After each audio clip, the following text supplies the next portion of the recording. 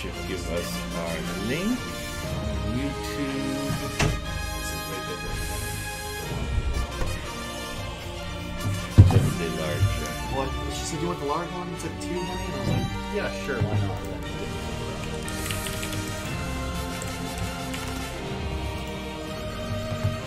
Okay, we have started streaming.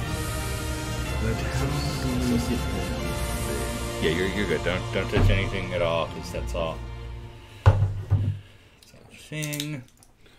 Wait, is that? Are we streaming the audio now? No, we're.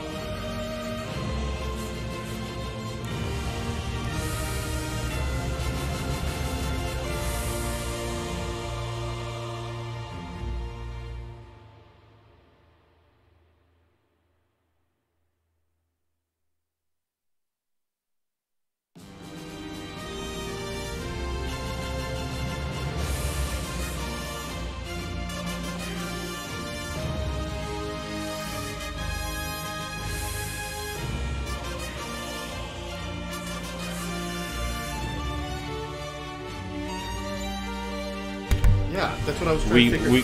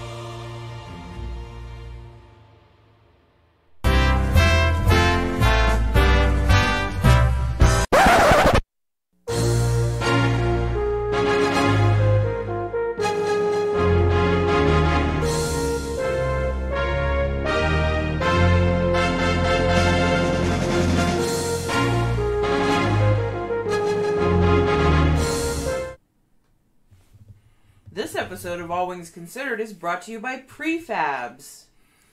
Doing it yourself is for Herberts, man. Grok some of these. They're pretty fab. Now, here's Ben and Jason. Hey everybody, welcome to an exciting new episode of All Wings Considered, the show that absolutely did figure out its audio at the last minute, we hope. I hope this is broadcasting. As always, it is Dundradal, joined by... I'm Loaf, and we're here to talk about Wing Commander. But not just any Wing Commander. Nope, the Wing Commander, and not the gentleman from India. That man is ruining all the hits on my social media right now. I've blocked about the entire Indian subcontinent of fake bots from India and Pakistan because they're all like, "Your Wing Commander is terrible."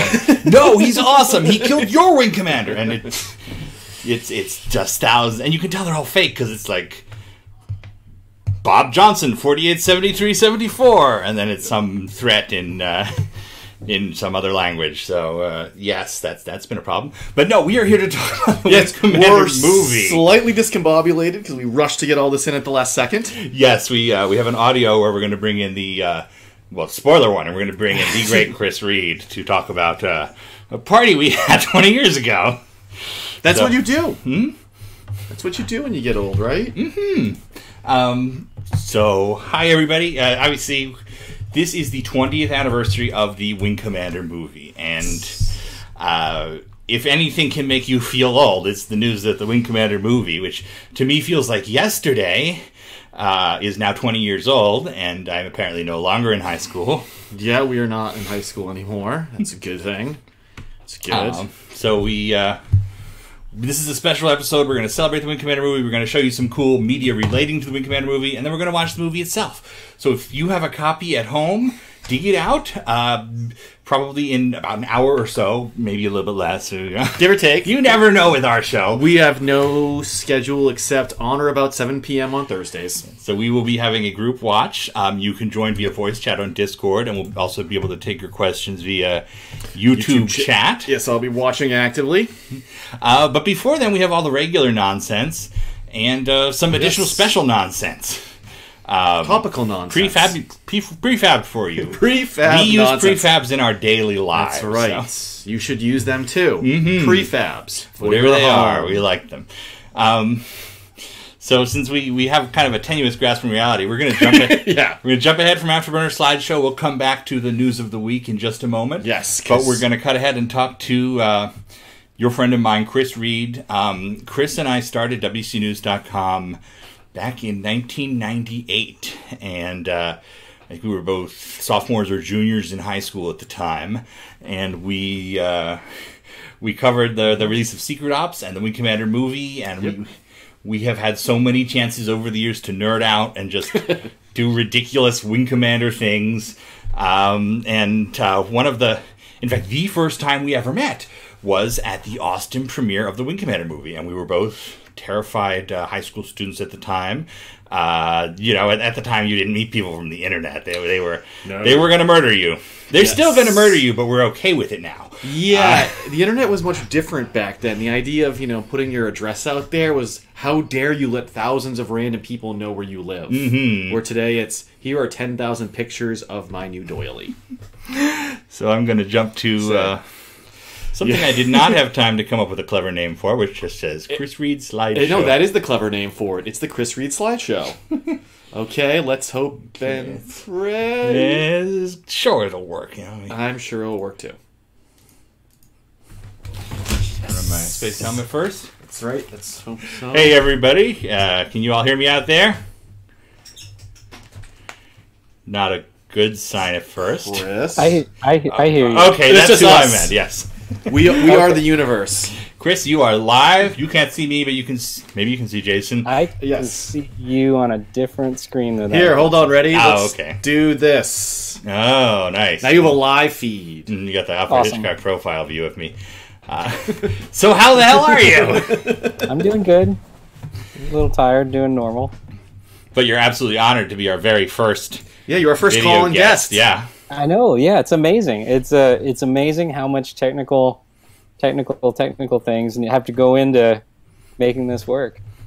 Yes. Yes. Yes. I got some more gray hairs tonight trying to figure out how to make Yes. you appear in a small window below my head. And, Yes. and also audio, and also Jason here. And so I can The hear it. hard part is the audio. We can make a video signal transmit, but getting sound, not echo, is just like killer. Yeah, there were cables and movements and uncablings and yes. Who knows what my laptop will do from now on.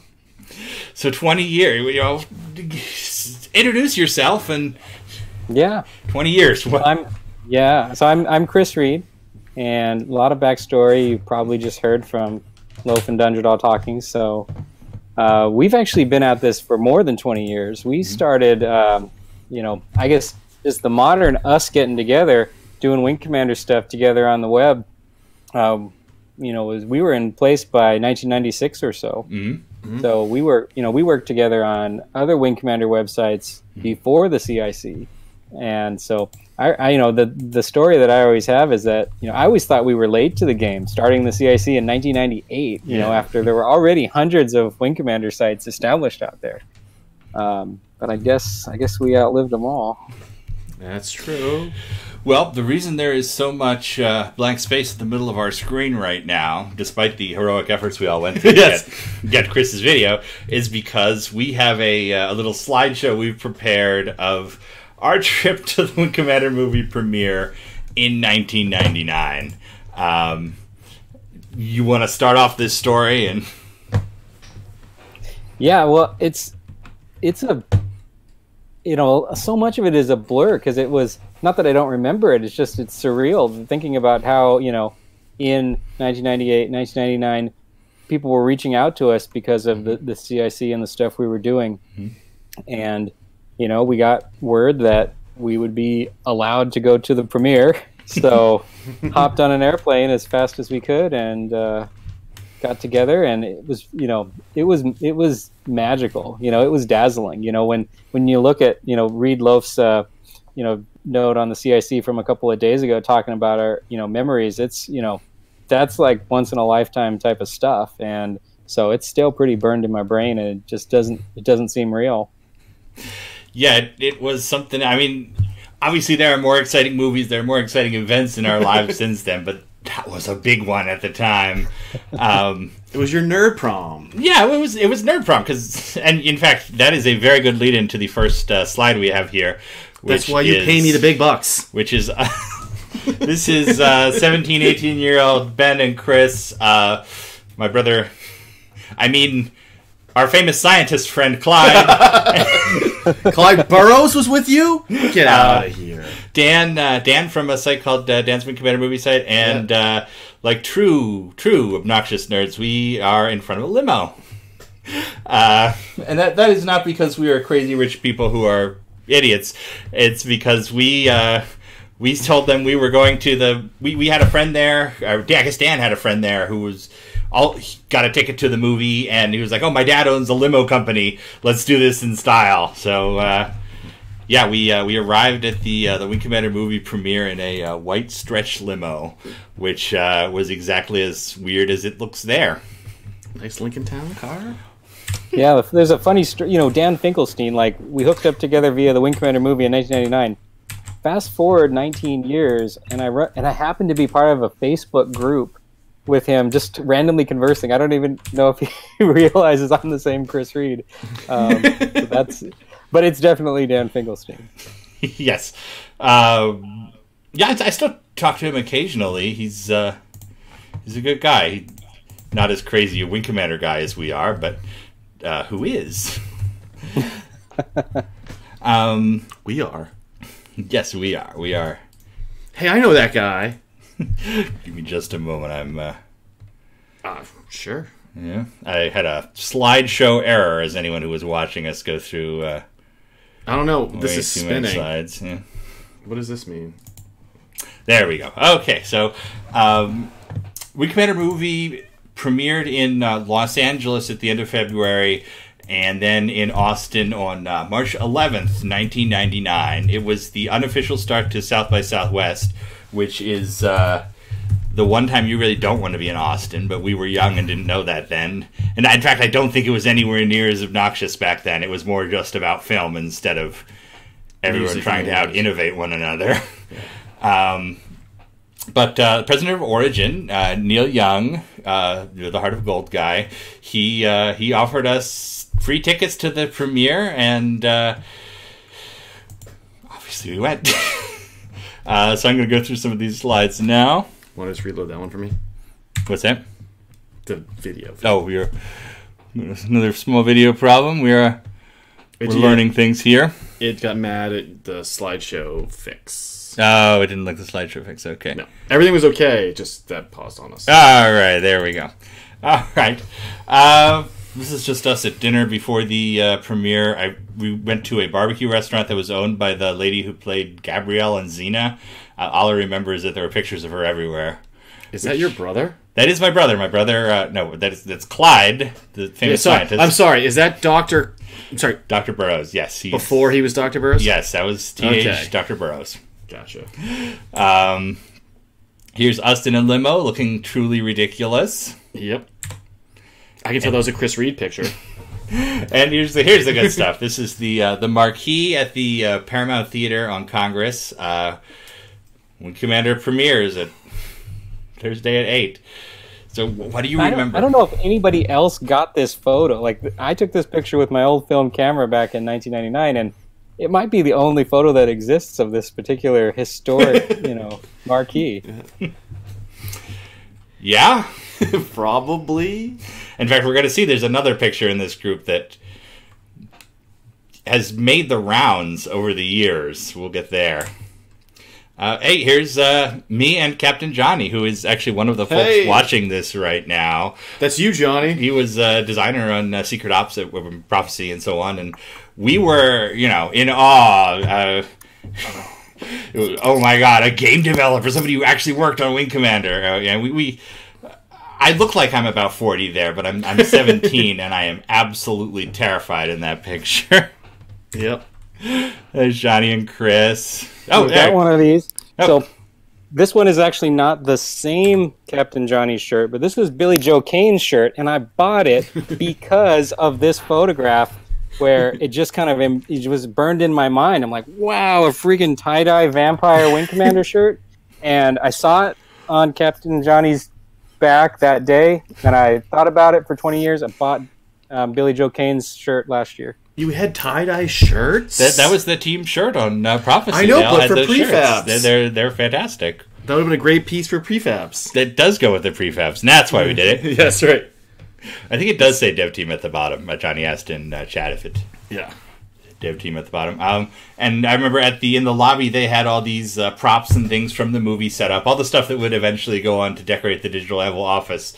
They were just in the lobby of the Paramount. Here's us with a movie Kilrathi. We're all with it right now, too. He's still behind.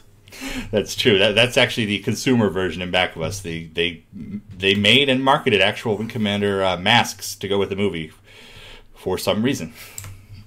Here is 90s. the Tiger Claw, the study model they built for the movie. I believe this is still in Chris's office, or it was as of a year or so ago. They made these beautiful study models of all the ships in the Wing Commander movie, and they're still around for the most part. Mm-hmm. This was the folks there shooting people arriving at the premiere. I think everybody was looking for stars or something, and that didn't happen. I've never seen a more disappointed group of people than the group of photographers who saw a limo arrive at this thing, and then we got out. There is Chris Roberts. He did a Q&A. I believe Robert Rodriguez introduced him after the film, and then Chris came out and answered all sorts of questions. I worked my brave all the way up to ask him what happened to the traitor subplot. I didn't realize that was a touchy subject at the time. I was proud of myself. And probably almost nobody else knew what you were talking about if you didn't read the novel or the script or whatever. In fact, that's something that I have noticed just recently. Is I have this much greater... I have this expectation in my head that anyone I talk to understands the several year process of making the Wing Commander movie and all the insane cuts and changes and last minute whatevers. It turns out no one does. They just think it's a really awkward movie. So we're going to talk more about that as we watch it tonight. I can vouch for that. You love to ask me, wait, do you know that guy? No, sir. There's us with Is that a... Freddy's pea coat, Colonel Blair's outfit. I was going to say, that's a mannequin. It's on a mannequin, yes. Oh, okay, I wasn't sure if that was somebody with just no face. No, it's a person with no face. They had those there. Blue Man Group? I don't know. Maybe before Blue Man Group. They were leaving. What is Silas doing? Sorry, Dr. Burroughs. Here's the only picture of Chris and I at the event, which is half of my face, and Chris Reid next to him. It's the Chris's. Yeah, for a long time, like, this is like one of my favorite photos because, like, this was the picture of us with Chris Roberts, the creator of Wing Commander. Like, this was the proof that we went there and did this, you know, big thing with the Chris Roberts. And of course, it's like the worst photograph, you know, just objectively ever with me making a face. I'm talking, you know. But look, there's Richard Garriott in back of him. That's yeah, it's a double. heck of a Chris Roberts photo. and Richard Garriott, and I don't. We didn't. This wasn't a selfie. This was. It was Dan. Dan did this. Yeah. Yeah. Terrible picture, but amazing picture. Yeah. It's a combat shot. And the next day, Chris was kind enough to invite us to come see Digital Anvil's office, which was at that time on Congress, 3rd and Congress in Austin. It was this historical 100-year-old historical building in downtown Austin that they had converted into, you know, the game studio of the future, which everyone was doing at the time. And so we got a bunch of pictures there. This was the Kilrathi from the night before. They had left on the couch in the lobby.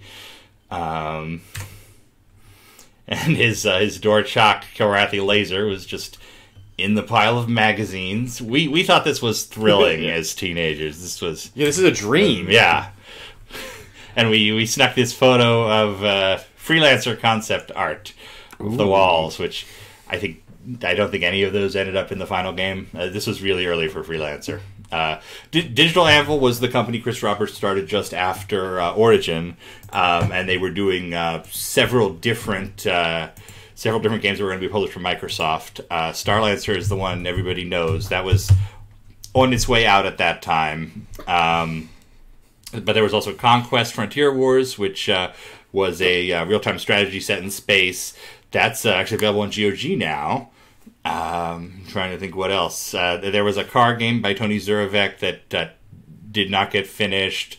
And then they went on to do Freelancer, which was their version of Privateer.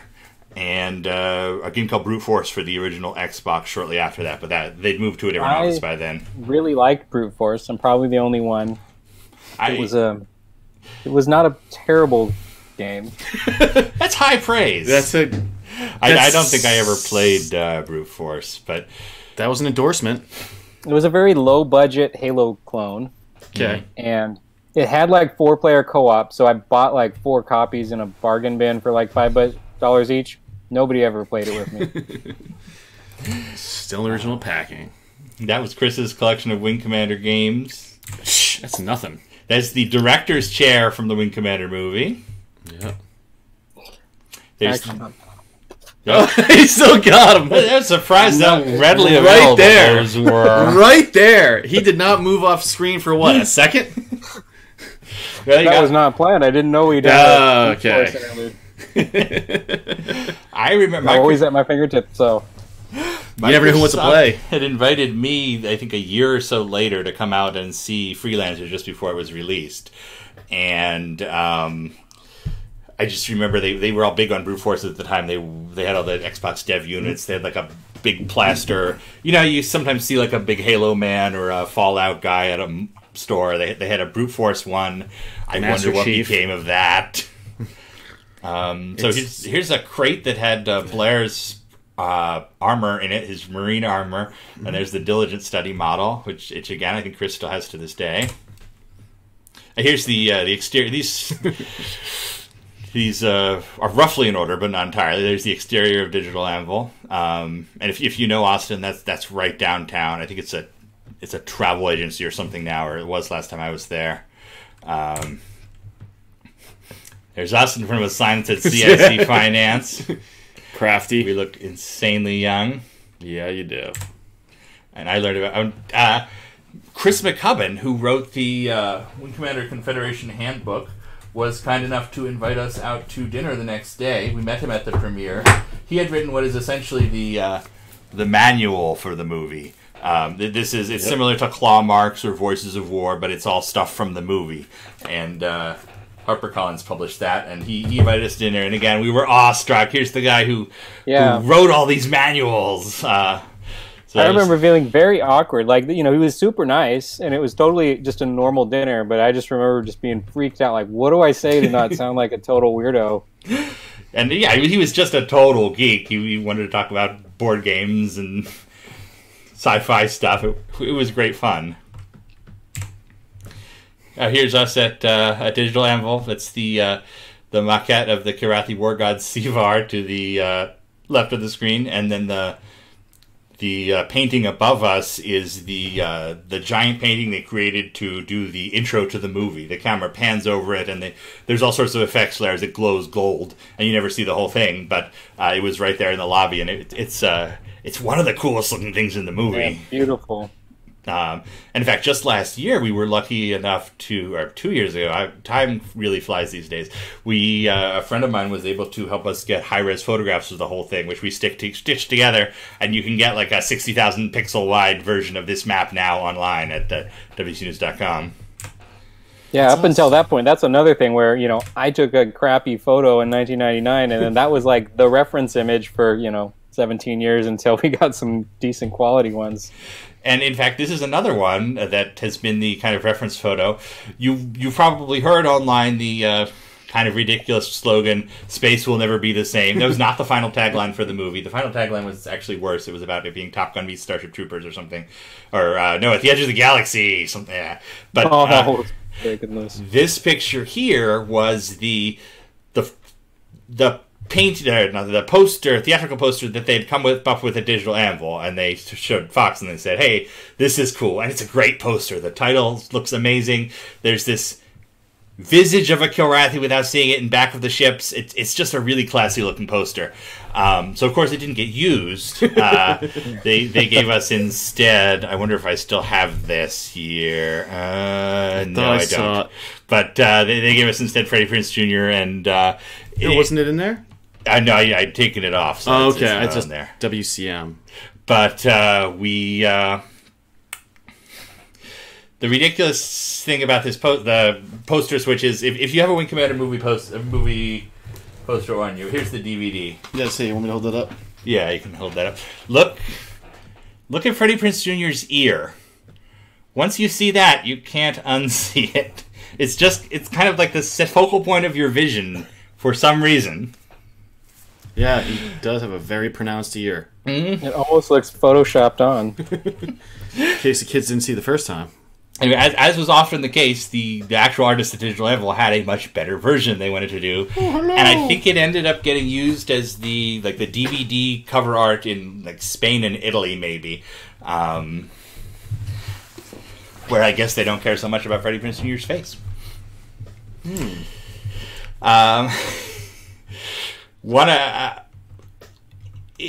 If we don't survive anything in the world, and there is one story told about the Wing Commander movie 10, 20, 30 years down the line, it will be the fact that it had, or kind of had, the Star Wars theatrical trailer for Phantom Menace attached. Mm-hmm. Fox put it on there to get people to see the Wing Commander movie. Phantom Menace came out in May, so about 6 weeks later, and there's all sorts of backstory there we'll go into when we watch the movie, but since we saw the movie at the premiere the night before, we did not see the trailer.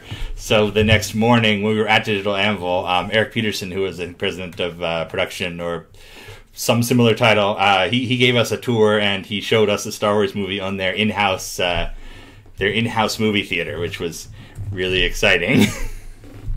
Yes, that's the theater at Digital Anvil. Us watching a very low-resolution MOV file of the Phantom Menace full trailer.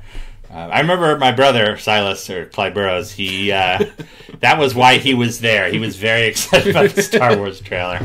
And over the years, the legend has become that so many people went to see the Wing Commander movie just to see the Star Wars trailer, and they paid, and that's why it made money. The problem with that story is that no one saw the Wing Commander movie. It didn't make any money. So that you can talk to any Star Wars fan like, yeah, I paid to see Wing Commander. No, you didn't. No one did. Except us. Yes, except us, yes.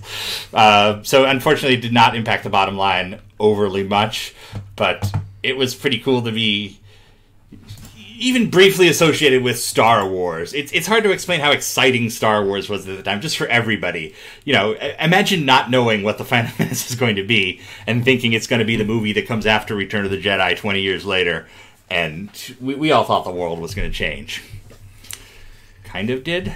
It's not in the way we thought. Here's the actual Navcom AI prop was plugged in a corner, and we were all like, ooh, having just found out what that was. Another shot of the map. Here's us at the mall, because after we saw the movie, we figured the best thing to do would be to see it a whole bunch of other times. So I think that next day we saw the movie. We were staying out in North Austin. There used to be a mall there, and I'm blanking on the name. But we were staying at a hotel out there, and so we would walk across this interstate through these drainage tunnels to see the Wing Commander movie over and over again while we were there. Yeah, there's the tunnel. That's us climbing through a sewer to get to the theater to see the Wing Commander movie. Well, you guys did everything. Yeah, there was visiting sewers and other things. This is a bad... There's Captain Johnny. I remember Captain Johnny came to see the movie again with us. So there's that proof. Here is the picture that has become somewhat famous beyond our sphere, because I mentioned the legend that people paid to see Wing Commander and then left. Here is the proof that every article that talks about that ever cites, which is this sign they had put up at the theater in Austin saying you can't pay for Wing Commander and then get your money back. Which again, I wish it had worked. The hope was obviously that was going to work. And in fact, I kind of wonder if it had been like a year earlier, maybe it would have, because you couldn't just go online and download it. And I think they ended up showing it on the Today Show that morning. So by the time Wing Commander was out there, the trailer was around. Mm-hmm. There's us playing Pokemon cards in the hotel room. That's us saying goodbye. Very 1999. Here's Chris's photo out the window leaving Austin. This was the old airport. You fly into Austin now, there's this beautiful airport that's so comfortable and wonderful compared to any other airport in the world. But back then there was a different airport that was, I think, was in the process of closing down either that year or the next year. And the only interesting thing I remember about that airport is that around that time, Richard Garriott was pushing a proposal to turn it into an Ultima theme park, which the city of Austin did not go for, but man, wouldn't it be cool to live in the timeline where that happened? Wow. There's the Austin airport. Welcome to Austin. And back to Chris and I doing the Wing Commander 4 pose. There you guys go. We're nerds. We know. We're all here. All right, so those are our premiere photos. I think I had like a digital camera that was about this big, and it may have taken like floppy disks or something at the time. But I figured I would share that. Oh, Jet Fusion asks, is Wing Commander on Blu-ray? Yes, it is. It was released to Blu-ray in 2014. I had physically in my hand. Mm-hmm. There you go. Unfortunately, it's out of print now, so it can be a little bit tough to find. Yep. It's one of those ones where you go on Amazon and like all the copies are $100, but if you just look through Blu-ray places, you'll find it. It came out much later. Yes, I do not have this. Mueller, yes, that was the name of the airport. Wait, Mueller? Don't jinx it. So yeah, that was our trip to Austin to see the Wing Commander movie. Isn't it great how we can have like a 1950s style, hey everybody, come over and watch slides of our vacation, but on the internet? Yeah, it's an evolution. It's definitely an evolution of how this has worked. So, Chris, you have any thoughts on the movie or the experience or the passage of time? The inevitable... I have a stack of Winkman Blu-rays. Readily available. Yeah. Don't show that. The person, someone's going to rob your house. Those are for $100 a precious, pop. apparently. Valuable now. That's right. Now they know there's a supply out there, though. As for the digital, some folks said we're asking about digital versions. Wing Commander was widely available digitally. The rights switched from Fox back to Chris in the last year and a half, so it's tougher to find now, unfortunately. But I'm sure they'll get that sorted out. And he's got all sorts of footage and interesting stuff, and I'm sure we'll see a new edition sometime. Yeah, it was. It's just hard to describe. I think you might have mentioned we saw the movie about 6 times or so that weekend, and I remember I came home and I watched it a few more times with a few other people, and so I think I saw the movie 10 times. I think I forced those last 1 or 2 times so that I could say I saw the movie 10 times in theaters. Wow. Yeah, I think I saw it about the same number of times. I got all my stubs somewhere because I'm a pack rat, and looking back, we can say now that we're not defensive fanboys, that it's the final product is not a great movie. But I wrote an essay for WC News 2 days ago. It's our movie, and I'm happy to have it. I'm happy to spend my time learning new stuff about it and sharing stuff and just using it as a springboard to think more. Because I always wanted to have my movie. Star Wars is too big for anybody to understand. Star Trek is the same way. They're incredible movies and universes, but there's so much of it. It's great to have this one thing that we care about and that we, put thought into. Yeah, and if you love it or hate it, it's if you think about it made was it 10, 11 million at the box office? Something like 11 million domestic, I believe. Ouch. Yeah, ticket prices were $5-6 at that point, and so that's like 2 million people saw the movie that way. That's more than any Wing Commander game sold. And then you think of all the international releases, all of the Blu-ray, DVD, all the broadcasts, all of the millions of people that saw Wing Commander. When they put Wing Commander on Netflix for a couple years back, we had a huge spike in traffic at the CIC just because we heard anecdotally, like lots of people saw the movie, thought it was interesting, and then went and got into the games because of it. So, again, love it or hate it, it was a great conduit of getting, a bunch of new fans into the community. Yeah, and I think this is one of the problems we see with fan-focused movies so many times. I mean, you're totally right. The Electronic Arts has at times said they sold 1 million copies of Wing Commander 3 across all platforms, internet, all around the world. So that means that twice as many people who saw Wing Commander 3 or played Wing Commander 3, or at least bought Wing Commander 3, went on to see the Wing Commander movies. The math for the video game computer connection wasn't quite there at the time. Today, as many people play a game as see a movie, but that did not exist at the time. And I think the other problem is, and we see this too in movies to this day, is this very reductive, I didn't like that they changed the ships in the movie. I didn't like that it was Freddie Prinze Jr. instead of Mark Hamill. Therefore, I as a fan, hate it. Which is totally fair. That is criticism. Those are things that they did, and that is a reaction you can have. But I don't think it changes the bottom line too much, because if those fans didn't see the movie, you would still have the same box office result. I think of it compared, like, you see Star Wars today. Everybody's like, there's so many trolls on Twitter who are like, this movie has women in it. I hate it. That's why it made less money than the previous one. And no, just no. The fandom is still such an X factor in this. I don't think we've quite figured it out yet. Anyway. Do you have a final message to anybody before we start talking about some other stuff here?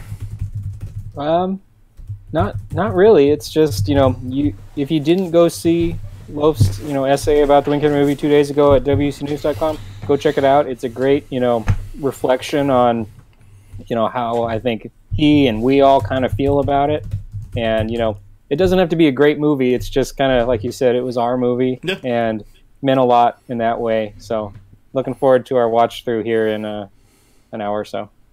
Well, I'm very glad that you were able to join us finally, because we've been trying to have you on the show for the last couple of weeks, and the East Coast, West Coast thing doesn't quite work. Yeah.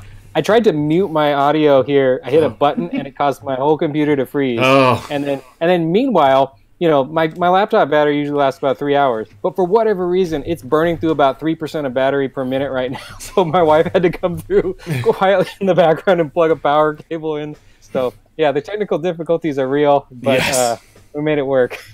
So it's been fun. Yes, congratulations to all of us for that. So we will we'll have you on again soon, and obviously we would love for you to come out here and do a day stream or something. Yeah, definitely soon. One of these times. All right. Well, we will look forward to it. See you out there. See you, Starside. You know what I never thought about was how to shut this down at the end. So we did not. Let's head back to small talk. Should I? Hey everybody, welcome back to small talk. I guess should we hang up on Chris? Yeah, you can hang up on. Sure. Okay, sorry, Chris. We're gonna hang up on Chris in Discord. But you will be able to talk to Chris again in just a little bit, because we're going to be doing an audio commentary with everybody. We will share the link to the Discord in chat, and folks can come there. There's a voice channel at the bottom you can join in, and once we get to the movie, we will all we'll all sync our watching it and just talk through it as one does during a movie these days. But first off, some old business. This is the part of the show where we like to go through the previous week in our lives and in Wing Commander fandom and just share a little bit. So, how the heck are you? I'm pretty good. Pretty good. Yourself? Oh, not too bad. Not too bad. Yeah. One thing to celebrate this past week is we hit 100 subscribers on this show, which is about 96 more than I ever expected we would get. So thank you everybody for supporting us. That's incredible. You know, we don't monetize or anything like that. We just want to do this because Wing Commander is something we love, and this is a cool way to share it with other people. And it's neat that there are some of those other people. And if each of you wants to go out and tell 1 million of your friends, we'll soon be the most popular YouTube. Yes, very, very soon. Soon. So each of you go home, tell 1 million friends. Sorry, tell all your Facebook friends, invite everyone. Like, your what's the game you and Pattern play that I'm now? I forget the real name because I have another name for it. Animal Farm. Oh, Animal Crossing. Animal Crossing. Whatever. Animal Farm, the game. Yeah. Yes, drug dealing, the game. Right. Yeah, we do have a bit of an addiction to the mobile Animal Crossing, which we all look at it and we know that this is just a way to take our money, but it's still... It's okay. With that, I'm going to go over to our new slideshow feature, which we premiered last week, because we have all sorts of media we'd like to talk about. Yes. It's time to hit the tab button, because we're going to... the Afterburner slideshow. This needs a cool sound effect. Whoa. That sounds like it's outside of my abilities. Probably. Like, this show is a ball of glue with like bugs stuck to it, and we're happy some of those bugs move sometimes. This is like that sticky hand you get that you slap to the wall, and within 3 minutes it's horribly disgusting. Yes. I don't know what that means, and I don't want to know what that means. The people out there will know what the sticky hand thing is that's on a stick and you throw the goo hand. I thought you get crud on your hand and you stick it to the wall and see what happens. No, not the sticky bandits. No, not Home Alone. I mean that thing that your parents gave you, and within 3 seconds it was horrific. Just absolutely horrific. Well, I'm going to start our show with an image from last week. Okay. You will recall. Yes. One of the comments we had last week was we had talked about the F6F the crew Hellcat folding the wings on this F6F. Yeah, and you were saying, it actually doesn't take that many people. It doesn't. Yeah, it doesn't take that many people. It's definitely heavy, and you should have as many people as possible. But you can do with only a handful. And we had a comment from an actual Navy veteran, not a World War II veteran, but a Navy veteran with AWACS aircraft. E2 Hawkeyes, who said that you don't want to be the guy standing around when they're folding the wing, because it is a lot of work, and that's totally understandable. Yeah, they're heavy. They're definitely heavy. You don't want to be a loafer on a On a carrier. An aircraft carrier. That's right. We also had a comment from someone named Hellcat 5. Our show was about the Hellcat last week. Yep. And, of course, you say, oh, well, of course someone named Hellcat would have thought, they must have named themselves after Wing Commander.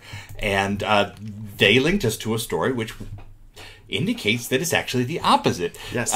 This fellow said that he had written to Origin in 1993 or so. They sent one of those comment surveys. Like, do you have any ideas? What would you like to see in future games? And just he has said, either as a joke or just because he was a kid, he said, oh, you should have a ship called the Hellcat Mark V. And he was just shocked a year later when a game came out that had a Hellcat 5. Yeah. And there's no easy way to verify or unverify this story, but it rings true because I've met all sorts of people from who have shown up in documentation because they filled out a registration card or they had sent some interesting question to Origin. The one that especially sticks out is Mark Thornton from the Privateer manual. He's the author of the Hotshot Fighter Pilot who tells you about tactics in the Privateer manual. And he was like, I was shocked it was my name, and I had written to Origin telling him I love this and this. So, they did Tuckerize from that source. So it really does seem true to life that this man may have been the origin of the name Hellcat 5. Yeah. Which is really cool, because I was saying last week, it's very odd how they just treat it like the Hellcat 5 has always existed. Like, oh, this is the latest model of Hellcat. Yeah. We've never seen a Hellcat before. Yeah, I love that world building. It's just there. So if that is indeed the case, I think we at least have to give him partial credit for the Thunderbolt 7, because ships didn't have numbers like that until then. So. No, you had the Rapier and the Rapier 2, and that's not numbers like bigger than that. They actually had predecessors. Right? Yeah. Would you like to talk about your thing? Sure. There you go. Oh, all right. What's going on here? So, if you've been following the news, the research vessel Petrel has been on an absolutely amazing tear the last few months. They have been finding Second World War shipwrecks around the Pacific. And just this week, they announced the discovery of the USS Wasp, or CV-7. It was actually the last fleet carrier missing that we had not located in the United States. So we lost 4 fleet carriers during the war: the Lexington, the Yorktown, the Hornet, and the Wasp. The Yorktown had been found years ago by Robert Ballard, the gentleman who finds Bismarck and Titanic. But you mean Clyde Burrows? Clyde Burrows found them, I guess. And now you just threw me off. And so the United States lost 4 fleet carriers during the war. RV Petrel has found 3 of them. It found the USS Lexington, the Coral Sea. Last year, it found the USS Hornet. Last month or about a month and a half ago, and then USS Wasp the other day. And what's interesting about the Wasp is it is sunk not by enemy aircraft, but by a Japanese torpedo salvo, which ends up being probably one of the greatest torpedo salvos ever fired. So this Japanese submarine I-19, it fires 6 torpedoes at the USS Wasp, 3 of which end up hitting the Wasp, which you can hit the slide. And then there's the location. So the Wasp was traveling between New Caledonia, which is that big island at the bottom, up towards Guadalcanal. It was patrolling that area that's called Torpedo Alley for obvious reasons. It was heavily trafficked by Japanese submarines. There's a TCS New Caledonia that we committed for novelization. Wow. Yeah, it was a very popular fleet base at that time. And then the next slide should be the pictures of, so this is the Wasp just after she's been hit. So you can see there's smoke pouring out. And this is before Captain Sherman has turned the ship so that the smoke starts going over to the ocean as opposed to directly over the flight deck and the ship, essentially fueling the fire, right? You want to blow smoke away so you can try to fight it. While that happens, in the next slide, this torpedo actually ends up hitting the aviation fuel and bomb lockers. And the magazine. So essentially there's a massive secondary explosion that within a very short amount of time, Captain Sherman has to abandon ship. He orders everyone to go overboard. But in the process, while the Wasp is burning, and the next slide for me, please. This is the USS O'Brien. O'Brien. Spelled differently, though, than O'Brien. So these 6 torpedoes are fired. 3 hit the Wasp. The other 3 keep going. One hits the USS O'Brien, and you can see the Wasp in the background, so you get a idea of how far away the O'Brien is. And it has been hit, and it will later sink. And then the other torpedoes, one will miss entirely, and another one will hit the USS North Carolina, a battleship you can still go see in North Carolina to this day. There's no pictures of its impact, but these 6 torpedoes end up taking out a fleet carrier, a destroyer, and then taking a battleship out of the war for several months. As a result of this, though, the Wasp, she's abandoned. The crew is picked up, and then a U.S. destroyer scuttles her, puts some torpedoes in her to sink it, which should be, I believe you might have one or more. Oh, no, that's that one. That's fine. And what ends up happening is she's scuttled by the USS Lansdowne, and she takes down 171 Navy, 4 Marines, and 1 civilian crew that still remain with the ship till this day. And this is a picture of the Wasp on the bottom, where you can see she, like most carriers, they tend to rest right on their keels. So you're looking at the flight deck, where there you can see the massive holes from the elevators and that massive hole in the center from the explosion that took the ship down. Today, it seems that it's been she's broken up on the way down. But they found her on January 14th in 14,255 feet of water. And then you can just go, the rest of the slides are just kind of showing off. So this is then this 50 caliber water-cooled machine gun. You can see because it has all those hoses running in, which help keep the barrel cool so you can continually firing. Mm-hmm. And then our next slide should be a 5-inch. Oh, no, sorry, it's a quad 40. So I took this one out because it reminded me of the Tarawa's quad battery. Right? This is what those are kind of designed on. And then we get some 5-inch guns. So there's that 5-inch mount, and then there should be another 5-inch mount. And I feel like that might maybe... Oh, no. And then this one, which hits... What aircraft is that? And I don't know. You're really bad at your job. I am really bad identifying aircraft. So I think, I mean, my first thought is right off the bat that the engine mount looks like a Hellcat, but then the roll bar behind it kind of gives me the impression of Avenger, but then it's not entirely clear because there's so much of the aircraft missing. Yeah, I also thought Dauntless, Captain Johnny, because it's got this sort of the same looks, but without the cockpit. There's just enough missing that from that one shot, it's any of those aircraft. Well, if any World War II movie ever made taught me anything, it's probably a T6 Texan. Yes, there you painted go. to look like that. Painted to look like that. But as somebody pointed out, actually, when I found this picture online, is that this aircraft clearly wasn't just blown off the carrier. It had been in a bad landing. It has a bent prop, right? So it actually must have landed on the flight deck and then been blown off, or they hadn't taken care of it yet, because it clearly looks like it had suffered a hard landing beforehand. But yeah, RV Petrol has been doing absolutely amazing work. They have found more than a dozen major shipwrecks since they've been out there, and they're Paul Allen. So Paul Allen, he's really big. He was really big in Second World War history. He has the Flying Heritage Collection where I used to give talks up in Everett, and he financed this research vessel, and its sole purpose is to go around and find these. And I imagine that it's been on a hot streak now. I imagine the next few months might even be more impressive, because they're going to return to the Philippines, and they're going to look into finding some of the ships lost at the famous battle off Samar, which is where a bunch of small destroyers took on the largest battleship in history and won. But that was a really cool thing to see this week. We'll look forward to that. Yes.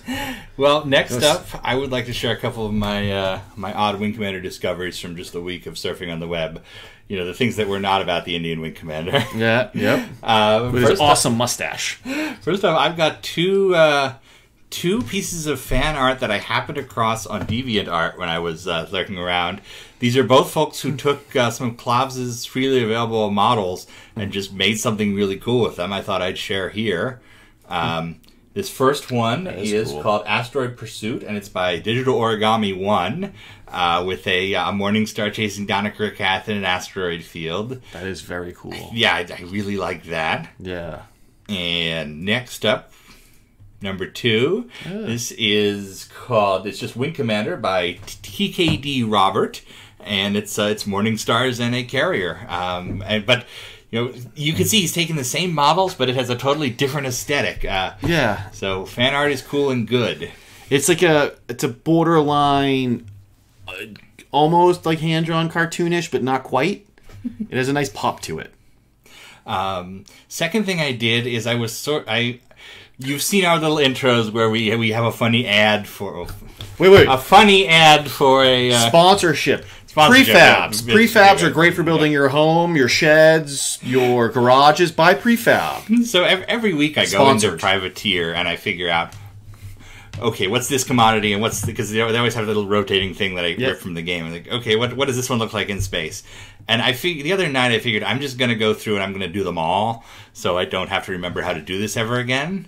So I went and I figured out there's 40 commodities and there's 10 different rotating sprites in space. And so there's 10 different categories. And I have a spreadsheet and a document and I have it all sorted out. If anyone is interested, we'll post that for download. We love spreadsheets. It's kind of the ultimate reference to the commodities in Privateer. And one of them is... Oops, that was the reveal. Aha! So one of them is this, which is it's called magic.iff in the game, but it is the one that appears for black market stuff, which is Brilliance Ultimate and tobacco. Drugs. Stay off drugs. And after I finished this, I was like, what can I do to make this even more exciting? And I went through and I pulled out the individual meshes from the 3D model pack we talked about last week. And they all matched except this one. Narcotics.3ds looks like that. A weird battery? Yes, that's more cut content. A weird battery. That's kids and their drugs in the future, huh? What are you going to do? Yeah, that's yeah. I mean, that's what space drugs don't look like. Yeah. Now we had talked about the Austin premiere of Wing Commander, but yes. there was a traditional LA premiere, as there are for all movies. And I noticed the other day on Twitter an account that tweets like fashion photos from premieres, because different news agencies send photographers and they take photos. Mm-hmm. And it was tweeting everything, Phantom Menace, look how funny everyone's dressed. Look how young Padme looks, that sort of thing. So I figured, does some service have that for Wing Commander? So I looked through Reuters and AP and all these big databases of photos and didn't find any until I finally hit on Shutterstock, which has a set of photographs from the LA premiere of Wing Commander. These are a thing. These are a thing, and you can see the celebrities that showed up. It's kind of interesting. I'm going to go through them now. These are all watermarked because they want $200 an image for editorial use, and ain't no one going to do that. So. No, we have not had our pledge show yet. So there's David Warner at the premiere of the Wing Commander movie, and very casual. This kind of surprised me because I met David Warner at Dragon Con a couple of years ago, and he was incredibly nice. I had him and Malcolm McDowell both sign the Wing Commander novel that is their story. Action Stations. And, that's a fun thing to explain to a 70-plus-year-old. This incredibly nerdy thing. It's why are you signing this book that has nothing to do with you? But he was so kind and so done. And he said, I haven't seen the Wing Commander movie. Is it good? Oh. And no, you at the premiere. So maybe he snuck out. He didn't stay. And this is Rachel Lee Cook and her date, whose name I don't know, but I have written here. I know, you've Ryan Alisa. I have a cheat sheet. She was not in the Wing Commander movie, but she had been in She's All That earlier that year, which was what kind of made Freddie Prinze star. Yep. And apparently his co-stars from that movie came out to Wing Commander. There's David Warner again. As he runs out of the theater, you caught him. And this is that same group of She's All That folks. The third person there. That's Charlie from the West Wing, man. Is it? Yeah. I've never seen the West Wing. Oh, that's Charlie, man. Dual Hill is his name. That's Charlie. All right. Well, he was at the premiere for Wing Commander. And he was in that... and he had snacks. Psych show. Here's Freddie, Second Lieutenant Blair, who apparently wore a Johnny Quest hockey shirt to the premiere, which... That's pretty 90s. That's pretty late 90s. Yeah, it's not in classic Johnny Quest. This is New Adventures Johnny Quest, which I guess was 97, 98, so it's contemporary Johnny Quest attire. Yeah. And here's the weirdest one that surprised me. Beverly Mitchell from Seventh Heaven. Okay. Lucy from Seventh Heaven. Freddie Prinze Jr. and his date, Kimberly McCullough. Freddie Prinze Jr. again. Okay. Beverly Mitchell in front of the Wing Commander poster. And that's all of that. There's not a lot of excitement on their faces. Well, I think when you're in Hollywood, obviously it's not that exciting. Your PR person, your agent probably told you, go be seen at this. Yeah. And here's this last one. I had no idea who either of these people are. You know who either of these people I are? recognize the guy on the left from being like a skeezy guy in movies. He just always plays like the skeezy guy. Well, you are better at human faces than I am. It is Clifton Collins. Well, we Jr. know that. Remember, I identify weird I'm people. very, very good at my weakness is definitely identifying human faces. Yes.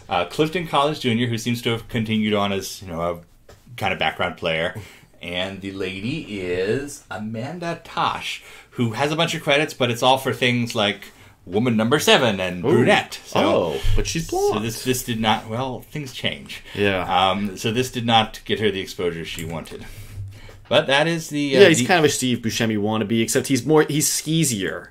Like, I'm trying to think I can picture him in a movie now, and I can't think of what the movie is, but he's always like that kind of skeezier, shady guy, yes. And here's another one that I found while searching social media for Wing Commander as I was banning Indian and Pakistani bots for hours. This was a photo that a fellow who had been an editor for a writer for PC Games, Paul Mallinson, had just posted this photo in relation to his visiting the Wing Commander 4 junket, and you'll see why I had to share it with everybody, even though it's some guy none of us know. Ha! Hey, I know you. So there's somebody enjoying beer with a background Kilrathi. Oh, I see. Doesn't that looks like Melek's color though, like tunic? It's not Melek. It's one of the Wing Commander 3 guards who they then used to. They seem to have one set for Wing Commander 4 because they show up in the German set photography, but they don't actually appear on screen. Are those the guys when you're like the losing end game on the Dreadnought? Yeah, in the standing background. Around? Yeah, you can see it in the background during the Wing Commander 3 intro. Okay. Yes. Yes. The other thing we were celebrating this week, tomorrow in fact, is the pre-610th anniversary of the Ison incident. I like how you just muffled the word there. Ison. I thought it was Jason. Yes, I thought it was Jason. You were too, arguing, yeah. But I was looking it up, and there's all sorts of debate. Okay. And I'm going to show you some video in just a moment that casts dispersion on that. Oh, okay. So, the origin of the Terran Kilrathi War is this incident where the CS Ison.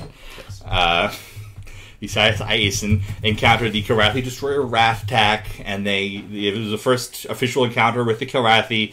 The two ships stared at each other in space for half an hour or something, beaming and messages. Then 22 minutes. The Kilrathi destroyer then opened fire and destroyed the Ison. That's lore that goes back to Claw Marks, the original Claw Marks. It's taken straight from Larry Niven. It's his story, The Warriors, in which it's a reverse of his story, The Warriors, in which the Zinti encounter humans and are attacking them, and the humans have to figure out how to get out of that situation. We didn't have to get out of the situation for this story, because then we have a 30-year war. Yes. But very bloody. So that is March 15th, 2629, according to most tellings. And I want to notice that. The Wing Commander movie implies that the Kilrathi destroyer looks like this because they use a scan of the study model for the Snake here as they're playing background of that through the intro. We'll see that in just a little bit. And then the other odd connection to that is that the psychologist on the Tiger's Claw and Wing Commander Academy is canonically supposed to be the son of the captain of that ship, and that is established only in the series Bible, and if you happen to know his full name from the credits, it's never mentioned or important in any way. Oh, wow. But it's Jadora Andropoulos, who is the captain of the Ison, and here is Guthrig and Andropoulos. Okay. And I showed this to my wife at one point, and she immediately noticed something that I never did, which is that he's dressed as Bubsy. What? That's Bubsy's exclamation point sweater. What's Bubsy? Bubsy, it's a side scroller from the late 90s where it's Bubsy the Bobcat. No idea. So I do have something to go with that, which is that story was originally mentioned in the Wing Commander movie and largely cut out. And our friend AD has put together a little video showing that. So I'm going to share that with you right now. This is essentially the story of Paladin's tattoo. I think he made this to go with my tattoo, which I have here. I'll show it to you later. But it's the Kilrathi prison tattoo from the Wing Commander movie that also gets cut from the film. And here's a little 2-minute scene that shows Paladin explaining that he was on that lost ship. So, enjoy. I'm reading that as a 100,000-kilometer no-fly zone, sir. Just put in beacon 147. It's a shortcut.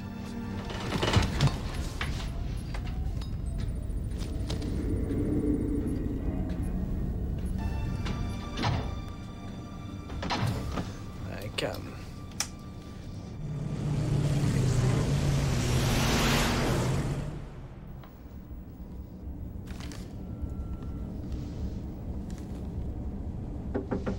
Yeah.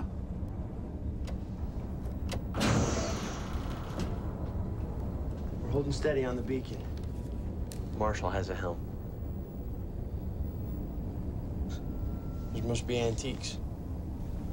They were made by the first explorers in the sector. Pilgrims.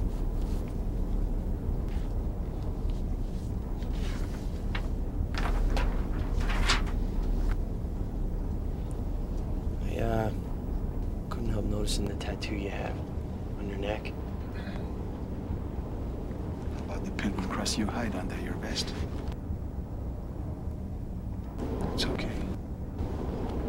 We all have past and secrets. It was my mother's. May I see it?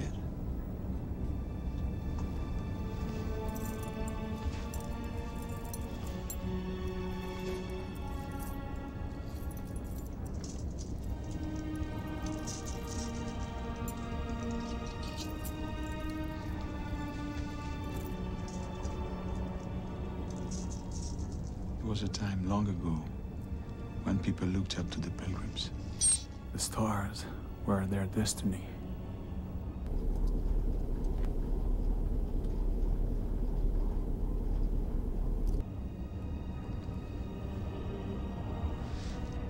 Since the pilgrims were defeated, not a single new quasar has been charted.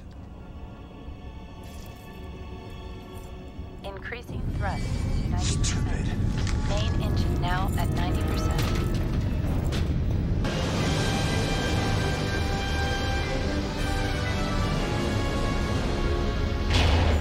I think I haven't enjoyed your company.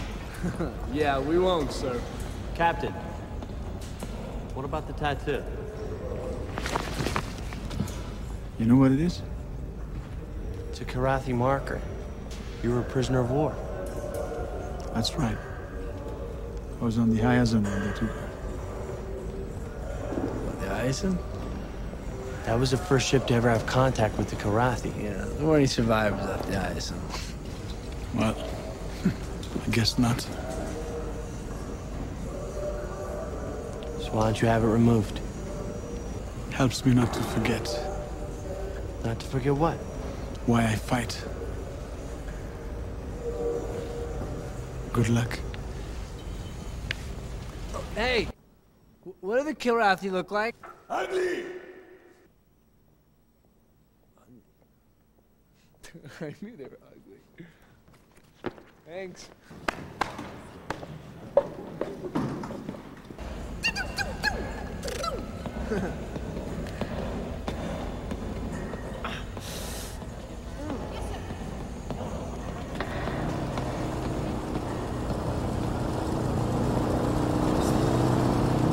Yo, B, I don't see the XO anywhere.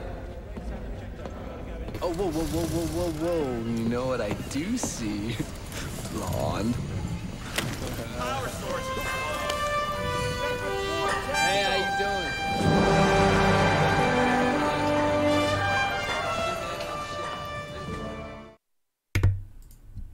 So that was exciting. Hey. That's the reference to the Ison incident in the Wing Commander movie that was cut. Ison.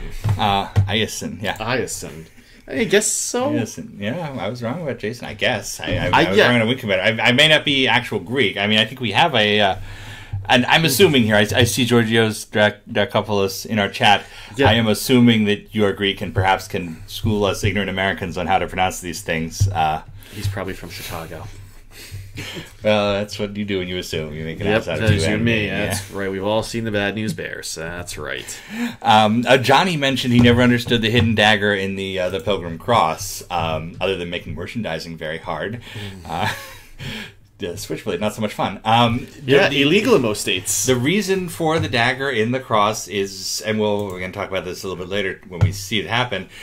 It was Chekhov's gun. The Wing Commander movie's original climax, as not even just as written but as shot, was a knife fight between Blair and Gerald. Gerald with this big utility knife, and Blair with his Pilgrim Cross. That's why at the end of the movie, at the very end of the movie, he's when he's going to go off and save Earth, and he's like, I don't think I can do it. I don't have faith. And Paladin's like, you need faith. You don't need faith. It's genetics. And he gives him his cross. That's because Blair had left his cross knife embedded in the Pilgrim Trader's chest at the end of their knife fight, which was supposed to be the climax of the film. Gotcha. That makes sense-ish. All right. I've got 3 more little slideshows here, and I'm just spoiler warning. They're labeled Kilrathi Feet, Beto, and Waterloo. Oh. Start with Kilrathi Feet. Sure. I didn't know we were this kind of show. This is one for Joe Garrity. Joe Garrity of the Origin Museum messaged me the other day. He's like, I need pictures of Hobbs's feet, which I thought was hilarious because what a weird request. That's what it's like to be a woman on the internet. But he's working on restoring the actual Hobbs prop, I believe, and so he wanted photos of the feet. It turned out he wanted his actual feet under the boots, which are not shown in the game. But I went through and I gathered a bunch of pictures of Hobbs's feet, and I figured, why waste a good collection of information? Sure. So here are the 2 shots from Wing Commander 3. Yep, that one. Then we've got these set photos, so you can see it in high resolution. That's what the Kilrathi feet look like in the Wing Commander 3. And after that, I figured, well, I should research this a little bit more, because what else am I going to do tonight? Sure. I went back to Wing Commander 2, and what do you know? You can actually look down and see that Hobbs has the same similar weird cat leg feet. Yeah. And here he is from the celebration scene at the end of the game. And you can see he's got the weird feet. He's much shorter overall. He's actually shorter than Angel, I think. But he has the weird cat feet. And then I figured, I thought about it. Where else does Hobbs show up? He's only in Wing Commander 2 and 3. And I go, but there's that cameo in Super Wing Commander, and that was inconclusive because you don't see his full hinders. Nope, just his hindquarters. But I had to look up Kilrathi feet, so you had to look up Kilrathi feet, and that's how this show's going to go. Paws, I believe they're called. Back paws? Back paws? I think so, yes. Yes. Next up, news around the world today, which obviously seems to change, is that Beto O'Rourke is running for president. We're all running for president. Everyone in the world is running for president. But the headlines last night were Beto everything. And that means very little to anyone except someone familiar with, wait for it, Strike Commander! Hey! Anybody remember this? Beto was one of the fixers in Strike Commander. It was something that, I don't know if there's some origin lore that created him in the first place, but he eats muffins, and the manual is full of references to him eating muffins. Okay. And it's just it was a meme at the time, a Strike Commander specific meme. He's a fixer. He's one of the people who brings you missions, and that popped into my head. And there must be something more to it because he ends up being referenced in several Wing Commander games.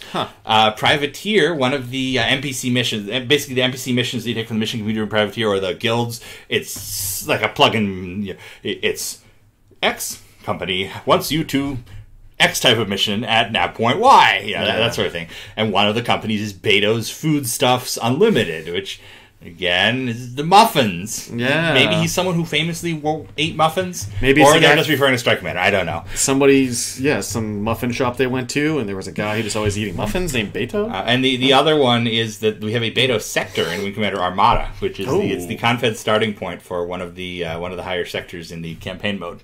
Oh, interesting. So that's as topical as this show is going to get.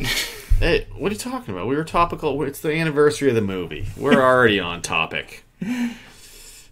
Yeah, Johnny says he was probably someone's friend or relative. Yeah, it feels like it must be, but I haven't found the original story yet. Finally, finally-ish. This is the Waterloo class cruiser from Wing Commander 2, and this is another one of those. Oh wait, I'm an idiot realizations. We talked 2 or 3 weeks ago about our exchange with Siobhan Beeman about how the base in Wing Commander 2 was just copied straight from the Franz Josef Star Trek Tactical Manual. So I was looking at pictures of this guy. This one is the Gettysburg, and this is the Agincourt. I don't know why they didn't reuse the same asset, but they're glad they didn't, because they're very cool looking images. They are very cool. So here is the connection, which is the front of it is taken right from the Botany Bay from the original Star Trek, the DY-100 freighter, which of course looks a lot like a submarine too. Interesting. But knowing that the artists were so eager to take from Star Trek on Wing Commander 2, that made a lot of sense. Interesting. And that is all the slideshows I have, so I'm going to jump back to Small Talk. Perfect. We're in perfect harmony. And what other small talk today? I wanted to give a plug to the Wing Commander RPG currently unfolding on Discord. They had some of their first sessions and they went really, really well.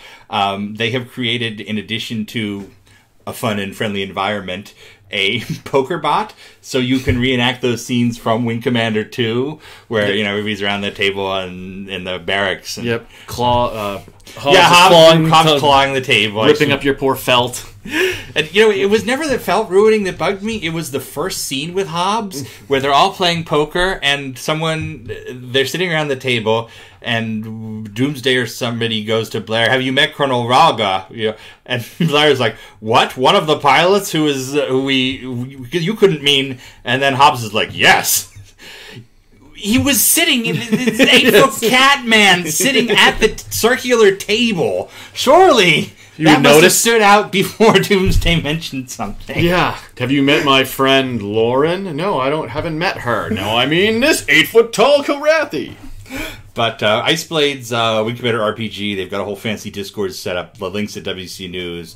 If anybody's into that sort of thing, and I assume we all are to some degree, check it out. It seems like a really worthwhile thing. Definitely. The other interesting story is something I picked up from... you're laughing because it's absolutely awful what I have in my notes here. Yes. But yes, the story I picked up from Twitter and checked it out, and I went to confirm it and found that I could confirm it by things I'd written in 2001, which was this person who was tweeting that he had seen that the Wing Commander movie was going to premiere on the USA Network on cable. Its their second run basic cable. The USA Network had acquired it for 3 airings, and him and his friend had not.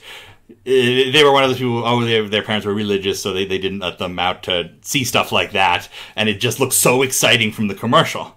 And he marked his calendar, and they were all excited for Wing Commander, which was airing for the first time on the USA Network at 8 p.m.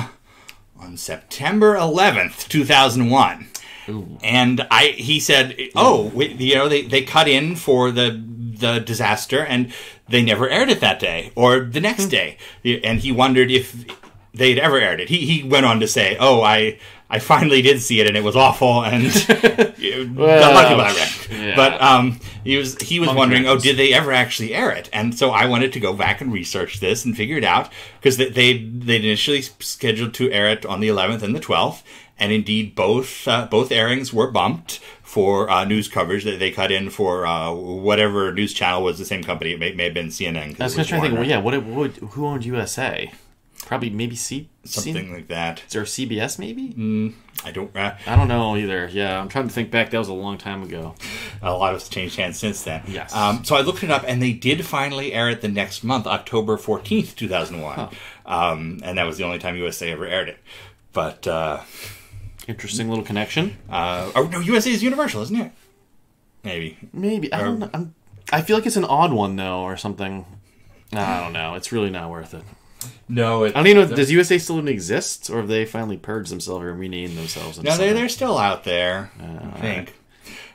Finally, for small talk, I want to end with a little video that our friend and producer, Mike Troy Gallagher, has put together for. Just watch.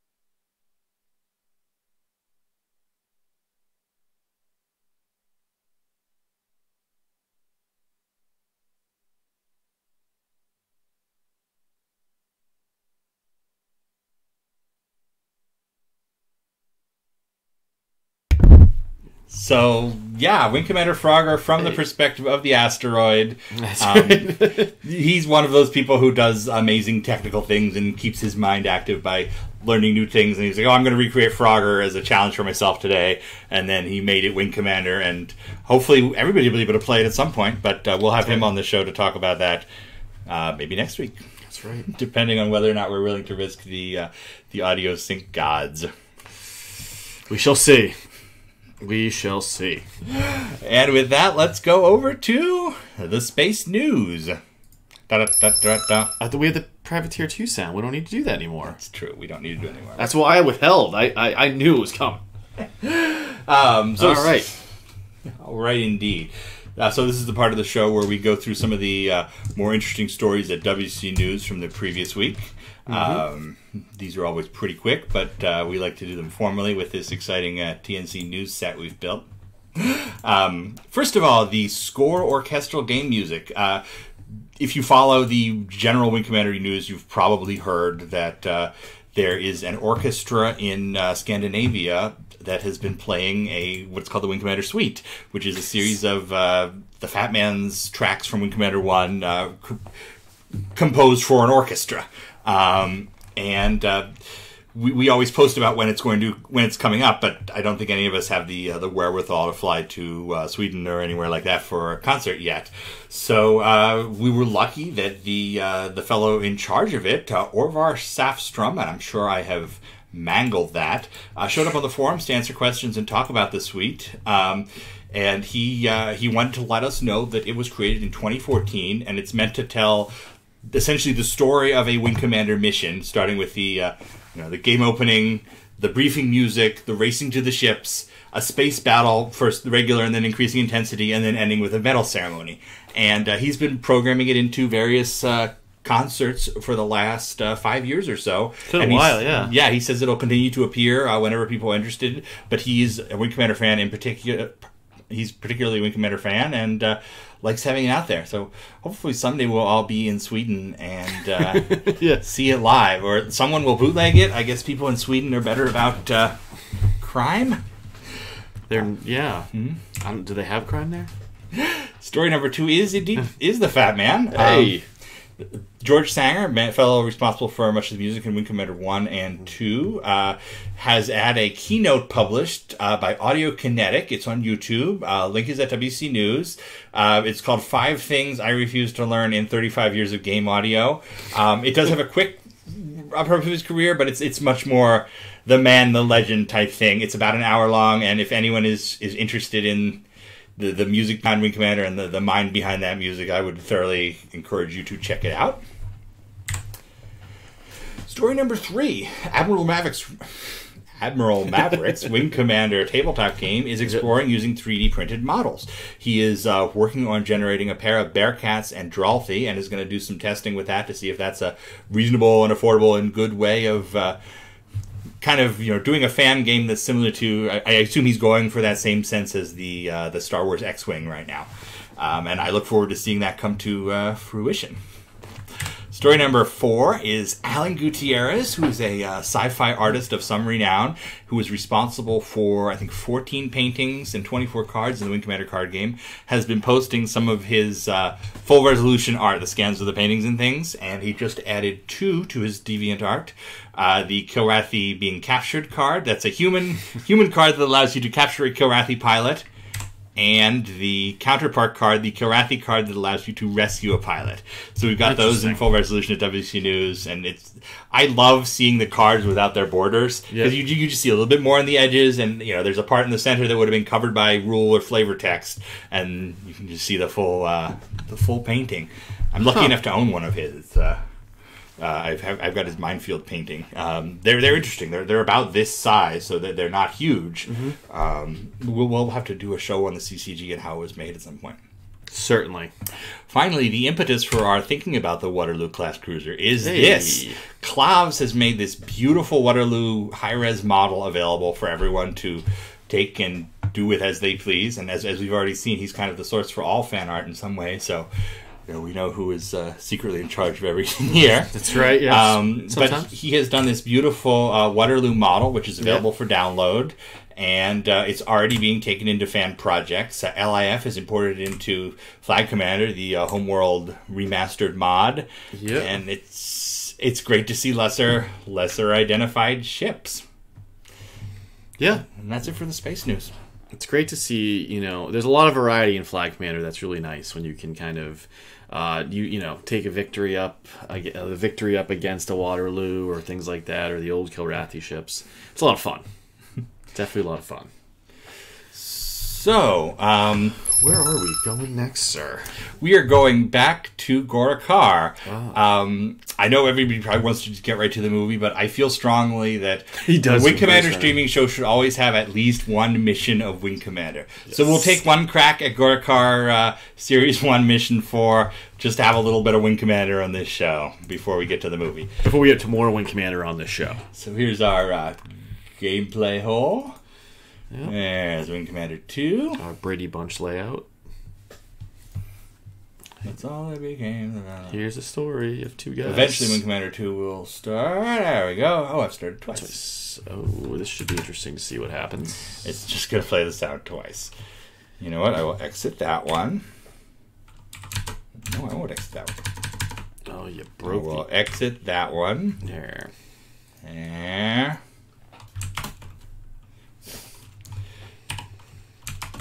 They had to get us somewhere. Things are flowing too smoothly in the first part, so now, little hiccups got to start piling up. Oh, I've screwed up so many things already. People just don't know about them. I'm trying. I'm making sure you're staying on track, not falling off the horse. So far, so good. Oh, so you're Blair this week. I'm Blair. Okay. And I gotta be Major B and quarter C2. This is just like marriage. Yes. All right, let's do that. You say that every time. All right, let's do it. Any word from Colonel Taggart? That's Blair. Oh, well, why is it wrong? Any word from Colonel Taggart, Major? Paladin is so mean with Colonel Mariner from Gorakar and the station commander. But he asked me to brief you on the current situation here at Olympus. I make her too southern. Paladin's agents informed us that an Imperial Karathi intelligence team is planning to drop a data pod with the invasion plans at the edge of the system. That seems stupid. You regretting your decision to be here now? I am. The data pod should be at Nav 2, patrol Nav 1 and 3 to make sure none of the intelligence team escapes. We're going to retrieve that data pod, crack their codes, and substitute another data pod with our invasion plan. If we can substitute the data undetected, we can select their invasion route for them and lead the Imperial Karathi right into our main defensive forces. Colonel, you and Hobbs are assigned to go after the Karathi intelligence squad and the data pod. They're readying a pair of sabers for you on the flight deck right now. Give us back our crossbows. What are you doing with them? Oh, jeez, I have chosen poorly. The last 2 weeks I've chosen poorly, I feel like. I just wanted to make sure we had our audio on. Flight deck, Gorakar. Olympus Station, Gorakar system. Another 5 minutes until they... You've been very quiet since you returned from Gorakar, Hobbs. The situation on Gorakar is very desperate, call sign. And the Karans know that the Empire has no mercy for traitors and rebels. I wonder what has happened to my family in the last 10 years. Reid the Freedom Fighter, like, what family? They are Thrakra of the noble class, so the Emperor cannot harm them directly. If they were Kahara. Oh crap. How long until this war is over? Until I can see my family again? How many must die before the Empire finally collapses of its own dead weight? Sounds like a New York Times editorial. Perhaps we are doing this wrong. We are. I sing so many lines. A simple assassination, kill the Emperor and the heir. You're going Scottish. Sorry. And Mataraga, kill one hat, another will take his place. This game is bigger than any of us. One man can't make a difference. It is strange to hear that from you, first name. Of all of us, surely you have made a real difference in this war. I'll get him back, I got you. What? That's just like fourth wall bursting. Yeah. Well, yeah, why is he... All I know is, how is it every time we switch, I seem to get these... You have exactly the opposite rhythm as the people who wrote the game. Yeah, I guess you're right.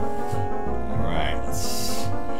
We have cleared space dock and are now in the wild. With our sweet saber. ships ahead. Go rocky ships ahead. Yes, sabers. I hate sabers. Yeah. And this is an intelligence team we're going after. May I attack, sir? Killing some very bad spies who are doing a very stupid thing.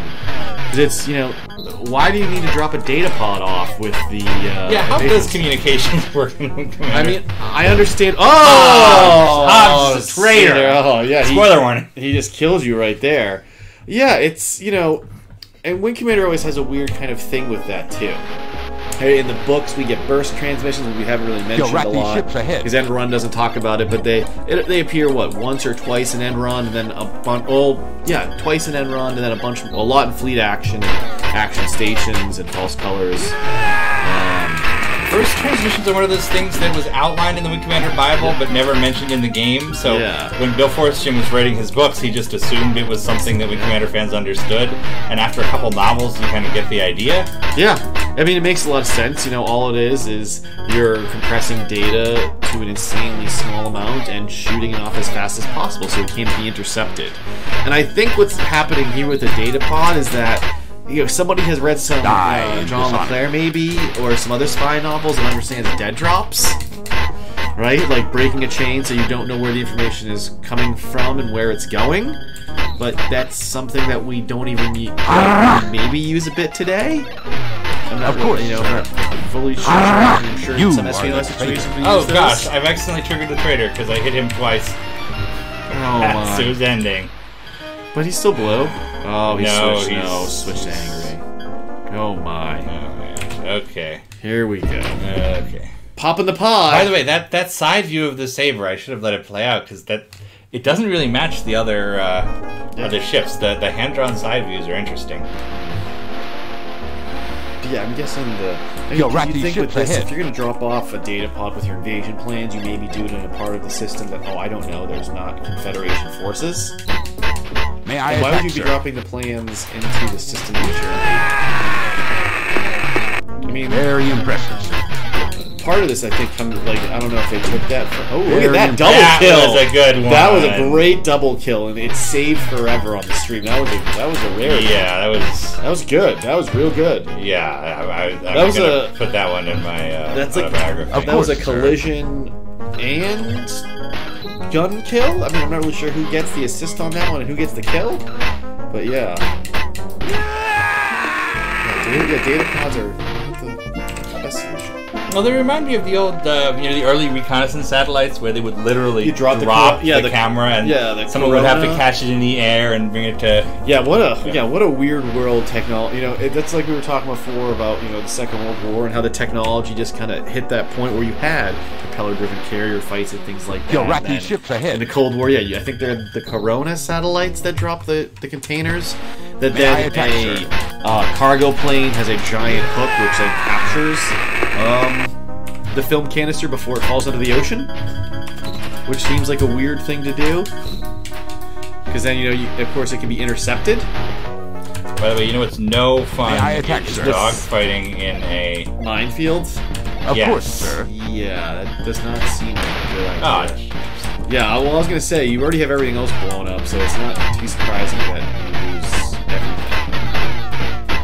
Look at that. It's funny how sometimes the combat can look quick when you see it in a bigger perspective.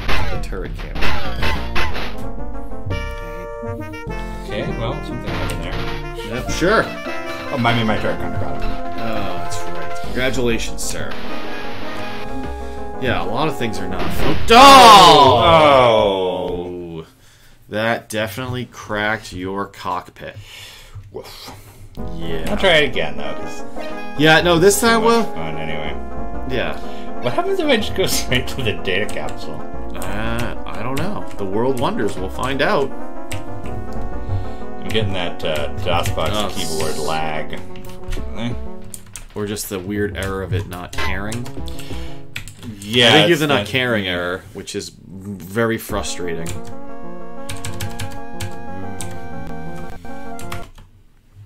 Sometimes if you tab out and then back in. That usually works. What? Oh, wait, check your damage. Oh, no, why? No, I just started. Oh, you just started. I'm going to restart this game. Sorry about that, folks. Yeah, what the... That was the weird thing. Cause, DOSBox is an amazing piece of technology, but it is... still DOS. Not perfect. In the end, it's still DOS, right? Yeah. Well, while I give this one more try, we have any questions from the audience? Are you curious about data pods, invasion plans, intelligence teams? I did recently see that the CIA is hiring operations officers, if you're curious. I'm not. Well, we are here in Rockville, Maryland right now, which is the site of a very famous data pod capture. I know the story because you've told me, and I don't remember it right now on the spot. You're gonna know it. Before the Battle of Antietam. It's the the cigars. This is where the orders were. Yeah, the 3 cigars wrapped up. Yeah. Before the Battle of Antietam, the Union Patrol discovered a cigar box with General Lee's orders for the rebel army. Yes, with the orders wrapped around the 3 cigars. It was used to keep the cigars together, and it was some I believe just enlisted men who find it and are like, oh, it's 3 cigars, great score, and then it's, wait a minute, what's on this piece of paper? Oh, and then I believe the orders and the cigars went together, so the guys who found it I don't even think got to smoke at all. Okay, I figured out why you don't go straight through. Oh, those are asteroids? Yes, and I took one to the face. Oh, yes, oh, you did. Ouch. Ouch. Oh, here's one. Which Wing Commander game had the most damaging asteroid field? It's Wing 1 and 2, pretty much. Well, I mean, what if you remove the cheat for Privateer, though? If you don't do the up down trick, because those are pretty awful. I mean, technically, it is. May I attack, sir? God, you just wow. Yeah. Wow. Oh, yeah. You. I think I saw one mine, but then it was very impressive. The most critical junction box in your fighter. May I attack, sir? Yeah, I mean, why would you ever wanna? Yeah. We'll give you one more. Give you one more. Okay. Yeah. The thing. Yeah. Privateer though, you can cheat because you can just simply. Put the stick up and down. Yo, rack these ships ahead. Cannot draw them fast enough so they don't hit you. Which is a trick that doesn't work elsewhere. Which is a trick I wish I knew when I was a kid, because there are several missions in Privateer that you have to do that are very problematic with asteroids. And then there are the occasional, when you're a kid, you think they're the best because you say, what, 30,000 credits to do a patrol in some weird system in the middle of the Ferris Quadrant? I'll do that all day! And you find out it's 5 nav points of asteroids in a system filled with asteroids, and you hate your life. Yeah, Delta, those ones are also bad. But I remember years, I had a replay where I had one mission that was one of those, 35,000 credit missions in Ferris, 5 nav points, patrol the asteroids, and I just kept continually dying or getting so damaged I couldn't jump out that eventually I just always had that one mission in my computer that I just could not get rid of for the rest of the game. It was terrible. Look at those dragon eyes. May I attack, sir? Enemy system. Just feeling the flow now. Feeling the flow. And that's another thing I guess one day we'll have to do asteroid paths. We can do, you know, Rostov and whatever the heaviest system in Wing Commander 2. You know, I think it's technically possible if the asteroids in sorry, and I just made a mistake. What do you think? Are you thinking Armada or something? Or no, Prophecy. Yeah. The asteroids in Prophecy, they can be destroyed, but it takes like 5 days of shooting at them or something. So I guess if you intentionally run into one, yeah, it's just they aren't just thick fields like this, so you rarely have cause to do that. Yeah. So even in the asteroids in Proving Grounds, you really have to want to hit it, or just pull right up into it in order for it to destroy you. Well, of course, as we learned with Proving Grounds, they can certainly destroy the game. Yes, they definitely can break the game without question. Favorite missile? Ooh. I mean, in Privateer, it's Imrex or bust. I was a proton torpedo guy in Privateer. Yeah, that's weird. I never was big on that. I mean, I'm a big fat idiot, so I like a big fat idiot weapon. Okay. Which is the mace. Gotcha. See, the mace is just plain fun. The mace is really fun in Wing Commander 2, but it's underwhelming in 4. Because a lot of times you're trying too hard to use it like it was really real. You know, I think the only time I would ever use the mace in Wing Commander 4 is the mission when you get ready to head into Axios and you have to stop the 2 lances before they jump out. And I used to try to use the mace there or like a starburst to try to damage them before they could jump out. Other than that, too much. Otherwise, I mean, I feel like it was always Imra, because my big deal, the factor I really cared about was the warhead size. How much damage would it inflict? Whereas, you know, IFFs you can just dump out without thinking about it and you don't have to worry. But their warhead yield is far smaller than the IMREC in a lot of the games. And then, you know, Prophecy adds a lot of the cool missiles. I mean, Swarmers are awesome. Merv is a cool idea that doesn't unfortunately pan out a lot in the game as well as it should. We've got a Datapod lineup. We're going for the dead drop pickup. Hey, look at that. Hey! It's the cargo bay. What have we got? Yeah, I like a lot of the cool, you know, the Pliers missiles in Wing Commander 4, but they're not always that useful. I honestly can't tell you the difference between a cone burst and a starburst. A starburst. I know that makes me a bad person. That does. Well, don't worry, the professor isn't. A starburst explodes like a mace, so in every direction. The cone burst, Pliers, focuses the blast straight forward. So the whole idea is if, you know, you detonate it right on the tail of an enemy, and then all the blast effect would go right up their engines. Yeah, they're fun, not useful. Of course, sir. But it's one of those things where that's like, I require your that's assistance. why I would use the mace on that one mission going into Axios, because it was like the only time it seemed appropriate to use. Because you don't really get that many other chances to use it, because you get it right from the TCS Princeton. I require your assistance. I require your assistance. Cool stuff, but not always useful stuff. Which is neat. It shouldn't all be the best thing ever. Yeah. I said as we work our way towards the Morning Star. Right? Yeah, I mean, it's one of those things where I know they rushed the game, so they maybe had some ideas or mission-specific ideas to use them for, but they don't actually appear in the final game. So it's kind of like they were just adding, they appear just as additions without really a whole lot of purpose. Sir. You know, but they do add a lot of variety in things, you know. It's like being able, if you don't want to, you know, kill people in the game, you can just use your leech cannons if you have them. Right? And just leech all their fighters instead of killing them in action. May I attack, sir? Hey! One more. England up in second. up in seconds. Alright, here we go. Hey, that's all of them. There we go. You are That's cleared to shabby. land. Doing afterburn into the station. That's right. Afterburn into the station.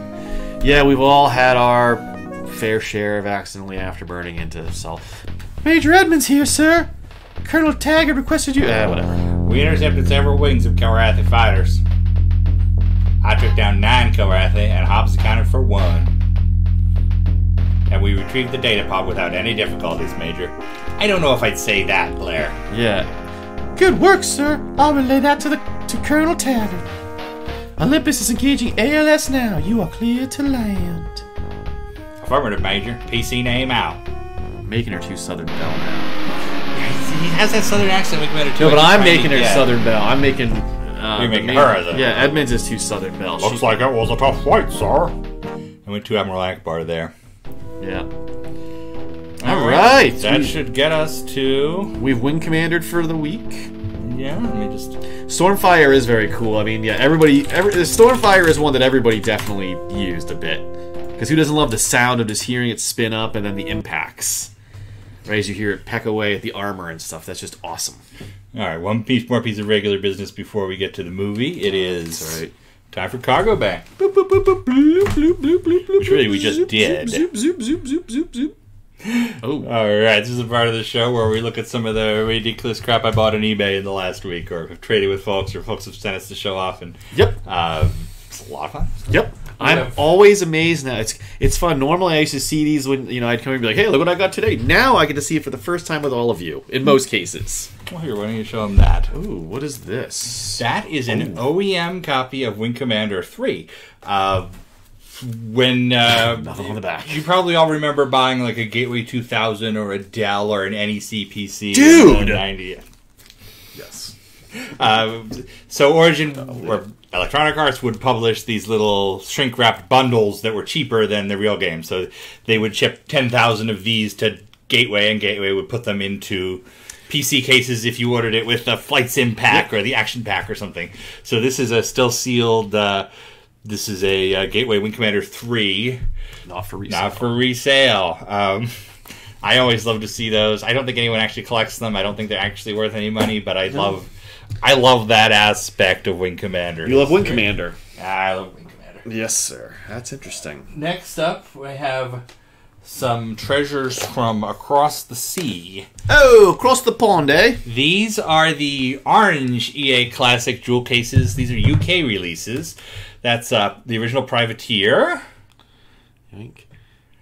Oh, it's the monitor. I'm like, what is making that white? It's the YouTube on my monitor watching it, so I can make sure to see what everybody's doing. So we've got the Privateer, and we have Armada also. Love this art. There is a third release, which is Wing Commander 2. I've got one in the mail now, so you'll see that soon. Sorry for the reflection off our third monitor here to monitor the chat. The thing that really, I'd seen these for years and I'd never bought one. The thing that really surprised me when they got here was they're thick. Each one is a dual CD case. The U.S. equivalent, they called them silver releases. We call them silver releases. No one else talks about them. But it was jewel cases of Academy, Armada, and Wing 2 that were just single jewel cases. I assumed these were the same, and now I know they're not. So build your own universe, missions, and campaigns. This picture, this one of the arrow out the side, that's really nice. I'm sorry there's the text of the reflection on the screen, but it's a really cool image of an arrow from... I think it's a Phantom's cockpit, maybe? Now, by the way, we might have to look at these. That doesn't look normal. That's a Shuklar. Is it? But it looks like some of the heads up is different. Or maybe it's just weird. I don't know. I do have a set of pre-release Armada screenshots we can show off at some point. Because look at... So the manuals are just these little CD-sized flippy boys. And depending on what country you were in, these would be in different languages. So the German release would have a German one, the French one would have a French manual, and these are UK, where they speak English, I guess. And last... I'm not gonna lie, that's not a shot collar on the thing there, though. Look at that. That's not. Oh, you know what? That is a pre-release shot, and okay. we'll follow up next week in All the right. part where we talk endlessly about nothing. No, that's right. So we also have a blue. Here, Oh, yes, sir. this is one of the blue EA CD-ROM classics from Europe. This one is the German version of Wing Commander 3. Oh, you can't see me doing that. And these are great. These are so much cooler than the US releases. The boxes look beautiful, and they come with all the manuals. And again, they did these in French, English, German, and a couple other languages, depending on the game. Believe the hype. There's Wing Commander 3, Wing Commander 4, Wing Commander Prophecy, and Privateer 2. But the reason I finally gave it and bought this one is because it came with... What is this? This is a hint shop hint book, which was a German thing.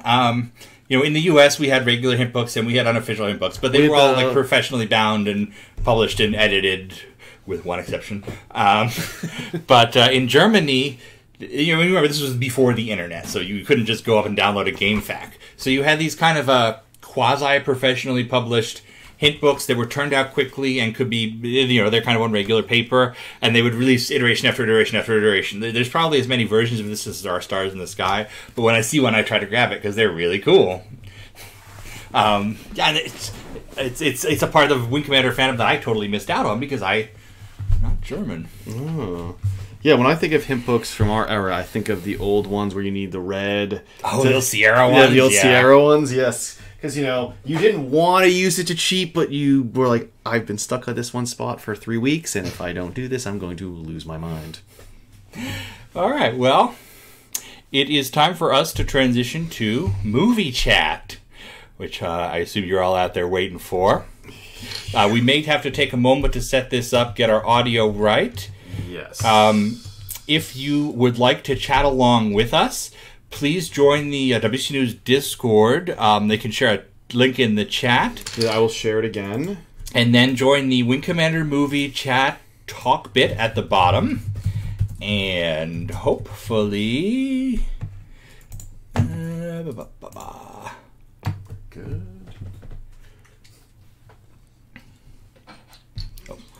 Well, let me double check that I don't make anything. I've got to move my windows around because we've got everything crazy for this one. Yeah, you do. You have your windows mixed up differently. Yeah, because we had to capture Chris Reid in one, and we're going to capture the subtitles for the Wing Commander movie so you can follow along in the other one. Excuse me, I need to mute myself.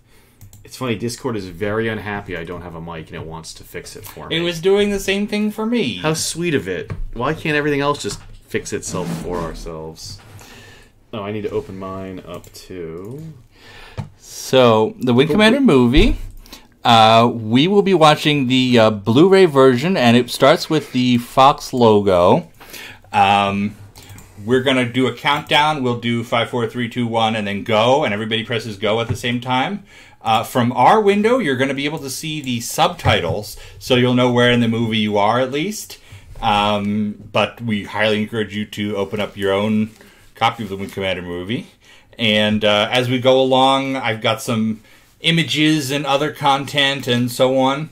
But before we start the movie, and our folks, Chris or anybody wants to join the Wing Commander movie chat on Discord, please do, and we can find out if it's working or not.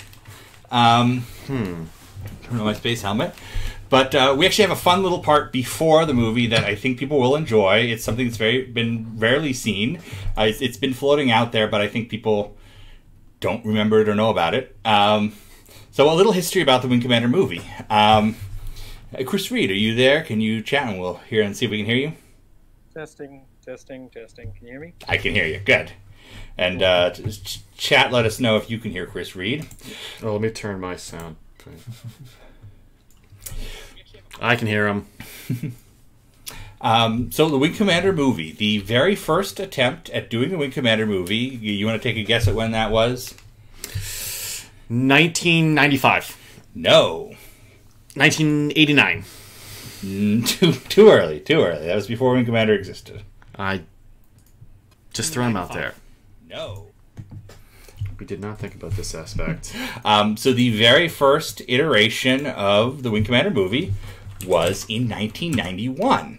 As Wing Commander 2 was coming out, Origin was starting to look to this bigger picture. Do we have this franchise? Can we build on this?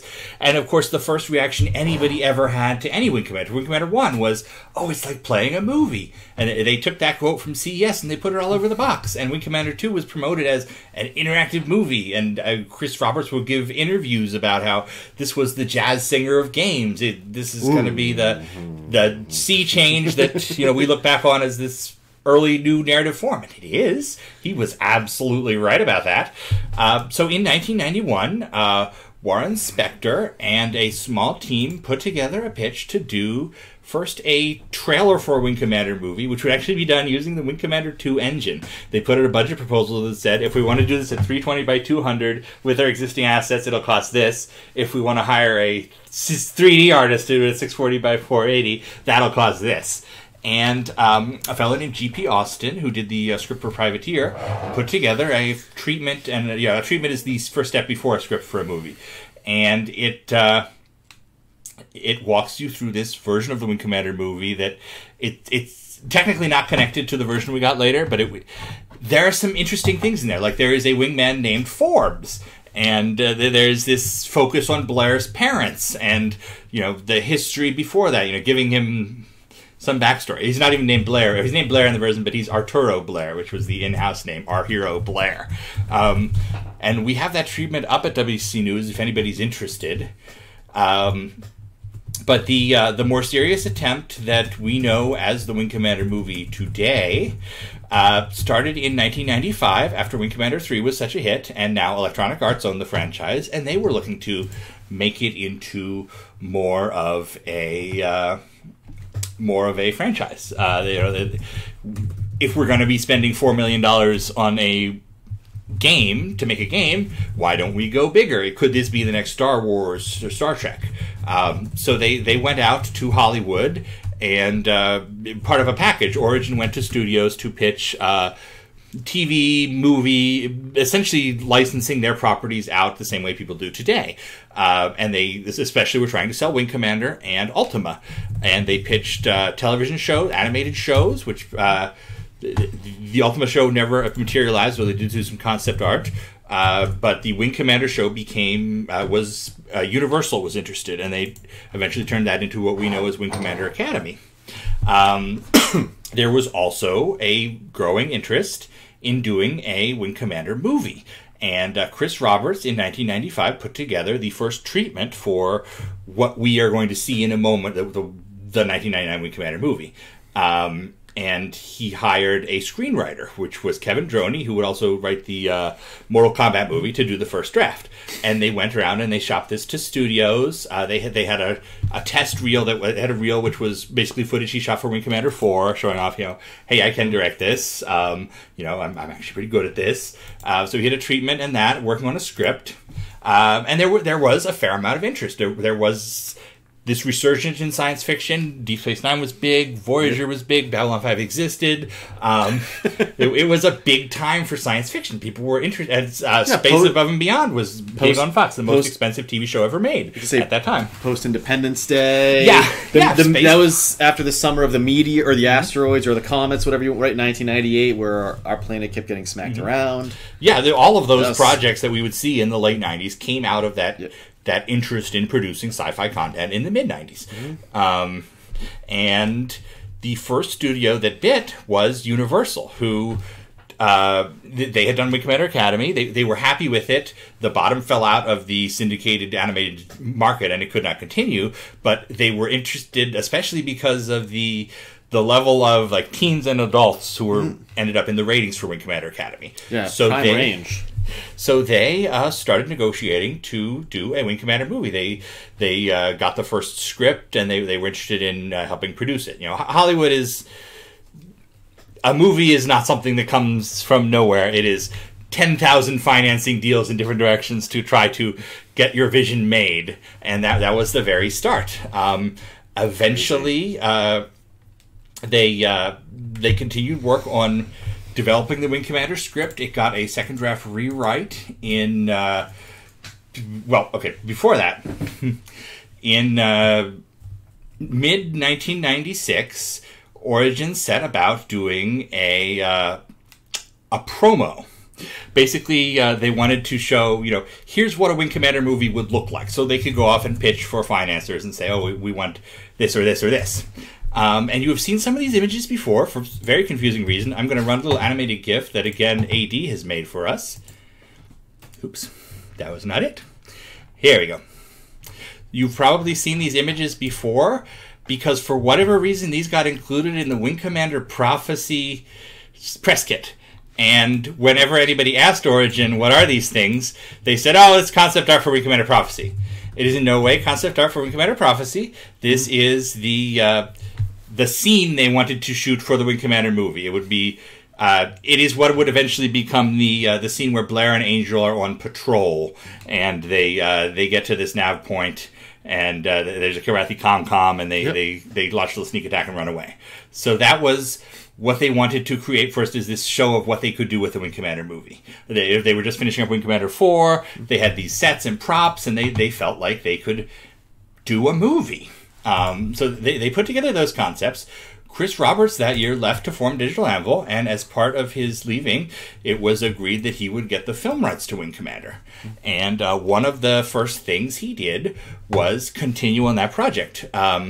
The team at Origin at Digital Anvil, using those resources that they've been working on at Origin, using some props from Wing Commander 4, the ship cockpits they built, this was, I want to say it's early 97, that's right. So the idea is they're going to shoot a little demo and show that we at our new studio, not only can we film a movie and edit a movie and make a movie, but we can also do the CGI that would be needed for a movie. So they did this short 1-minute teaser. This was last shown, I think, at South by Southwest in 1997, or 1998, because in 98, Chris was off shooting the movie in Luxembourg, and people coming for the studio tour during South by got to see this video, which you'll probably think is pretty interesting.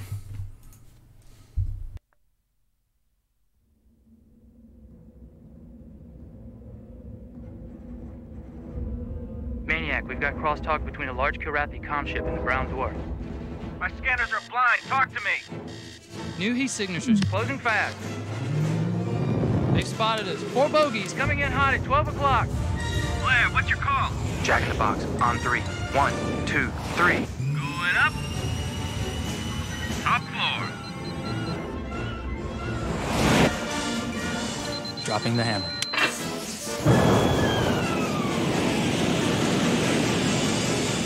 Heads up, asshole. That's beautiful, man.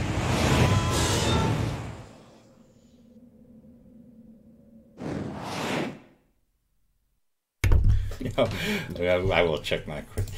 No, I haven't both pulled up for you. All right, so that has been largely lost to history, but it is very cool. Very initial Digital Anvil proving they could do it to show the world. And you'll notice it has the original ship designs. That was Dean McCall doing the Rapier. They ultimately went with, they needed something that could have a physical prop. But it's kind of cool to see that couple of frames of Rapiers and Jollity fighting with this scene that you can certainly see evolves into the Wing Commander movie. Definitely, because one of our questions was, were the ships redesigned for the movie? Was it a budget thing or an aesthetics thing? Well, I will talk quite a bit about that as we start the movie, but it was not so much budget, it was much more aesthetics overall. The Rapier in particular, Rapier and the Broadsword, they felt they needed to have a physical ship. That was a big thing at the time. Shows like Sequest, Space Above and Beyond, they would have Star Trek would have a physical shuttle model. It was, the feeling was that a CGI model like the ones in that clip there would not have worked with a movie where you had to see the characters interacting with the ship so much. Sure. And I would say, honestly, Phantom Menace bears that out, because it's very hard to go back and watch and not just see CGI everywhere. Yeah. And Commander holds up a fair amount better. So a lot of them were aesthetics. It was not so much a, hey, screw the fans, as it was, there was not an understanding of what fans were for Wing Commander at the time. It was we need to sell this to a whole lot more people than played the game. A few people who do. Because their other question was, why were there some mistakes in the naming of things when Chris Roberts was involved with the production? Like the spelling of character names, or even one of our hosts' names. Oh, did they notice that? No one noticed that. I was just pulling them into that so that they would. Oh, okay. I spelled my name wrong as a joke in the start. Yes. I think that's just sort of the old creator myth. We talked about this a couple episodes back with the Kilrathi. Yeah. There's this idea that the creator of a thing cares about all the same details as fans, and that's not necessarily the truth at all. Yeah. You go to Chris Roberts, he's going to tell you how to tell an incredibly compelling story. He's going to know how to direct a scene. He's going to know all sorts of insane tactical things that are totally beyond me. But he doesn't necessarily care whether Jeanette or whether Devereaux has 2 E's or 3 E's. Yeah. Those are minor details. That's nerd stuff. That's us. And we see this in the Star Trek community so much. People are bickering everywhere because they changed the look of the Telosians on Discovery, and they look fine. I saw both. Yeah, it's something that fans care about, and creators both don't and can't, because you can't let those things get in the way of this final project. But I mean, try to put yourself in the mindset of somebody who's doing this as work. Yeah, and I'm not thinking Chris Roberts, because he certainly, the folks at the top certainly have a creative vision they're working towards. But the 6,000 people it takes to render one scene or one frame don't necessarily have that. Oh, this is how tall one is spelled. I will get that right. Yeah. So it's easy for things like that to get through a movie. I think George Lucas, of all things, has done us the biggest disservice in that area. George Lucas and Gene Roddenberry, because they would both go out and say, "Oh yes, I planned that. Yeah. I named all the aliens in the cantina. This was Muftak Baragado, and he's a famous mineral hunter." No, that was whatever costume you found left over from Doctor Who that you could change around. It's all after the fact. Yeah. So I think it's kind of a myth that all the details are in everyone's head. And it's not possible. No. If you could look at kind of the guts of a movie like Wing Commander, and any one scene of the VDU of a ship has 10 different sources from 10 different artists composited all around and what the director is really caring about is that immersion, that sense that you're there, rather than that's not what a Dorkier looks like. It's to make you care what a Dorkier looks like, though, right? It's to make you have those feelings that we do, where it's like, I am very concerned that it looks like this, or why it looks like that, and finding explanations and things of that nature, right? So with that, let's take a look at the movie itself. Well, what's our, make sure everything technical we got going?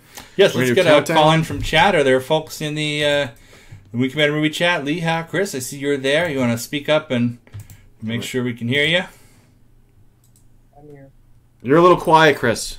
I'm turning up his user volume. Okay. Yes. Okay. There we go. Let me correct for that. I think this is how it should be. There you go. Mm-hmm. All right, so get your Wing Commander movies to the very start, 000. I'm going to count 5 to go. Oh, and yes, we'll try. We'll get when we get to the scene with it. Oh, okay. Yes. This is going to be a production. Yeah, I guess, does it matter? Like, so I have the iTunes one up. Is that start of the Fox logo, basically? Okay. Yes, that's okay. All right. So with that, I'm going to count from 5, and then at go, everybody press play. 5, 4, 3, 2, 1, go! Going. Thus begins the Wing Commander movie. This is how we watch movies online as friends and TV videos for years. Yeah, we would all like log onto the Xbox and connect our voice chats, because the Xbox had that incredible voice chat that nobody else did, and we would watch movies together just for fun. So during the lead-up, I mentioned Fox and Universal. Wing Commander was finally financed with the idea of Fox doing the domestic release in the U.S. and Universal the international. And shortly after Freddie Prinze Jr. was suddenly a big hit in She's All That, Fox decided to take over the international too. Sony dropped out. So that's why we have the Fox logo at the start. It's no longer distributed by Fox, though. So if there's a new edition of the movie, we will not have that. Now, this intro here is... I think, the coolest thing in the movie. This is an example of the team really being stuck to the wall because they had to. Chris wanted to have this Pearl Harbor intro where you saw these sailors on the base, and it seems it seems like it's this planet, and you realize it's an asteroid world, and it brings you into the universe that way. And they would not fund that. They wouldn't add that to the plan. So they came up with this alternative version for the intro. This was not scripted. This was not in any of the draft scripts, which was that they painted this big beautiful map painting in Austin, and they ran the camera over it, and they CGI'd over this gold look for the credits, and it's really spectacular. All of these paintings in the background that you kind of see ghosted over it. The flag raising. Yeah, there's like an Iwo Jima style flag raising, and there's the Kirath. It's like the history of humanity in 30 seconds. Yeah. It's all concept paintings that they had done for the movie, and it's beautiful. This is the kind of artistry that team was absolutely capable of when they were not having producers and finance limitations and all sorts of things like that. But the big theme you're going to hear tonight is that the version of the movie that was released is significantly cut down and re-edited and totally different from the shooting script. There is so much content for this movie that was removed from the finished version that by the way, there was the Ison, the Sparrow part of that intro was the Ison. Oh, you know what? Are my captions not appearing? No, you didn't turn captions on. Sorry about that, folks. They will appear in a moment. There we go. All right. Well, going back to like the premiere, this is something that this intro, people have different feelings about the movie, of course, but being in there that first 10 minutes of the movie, like this intro was incredible.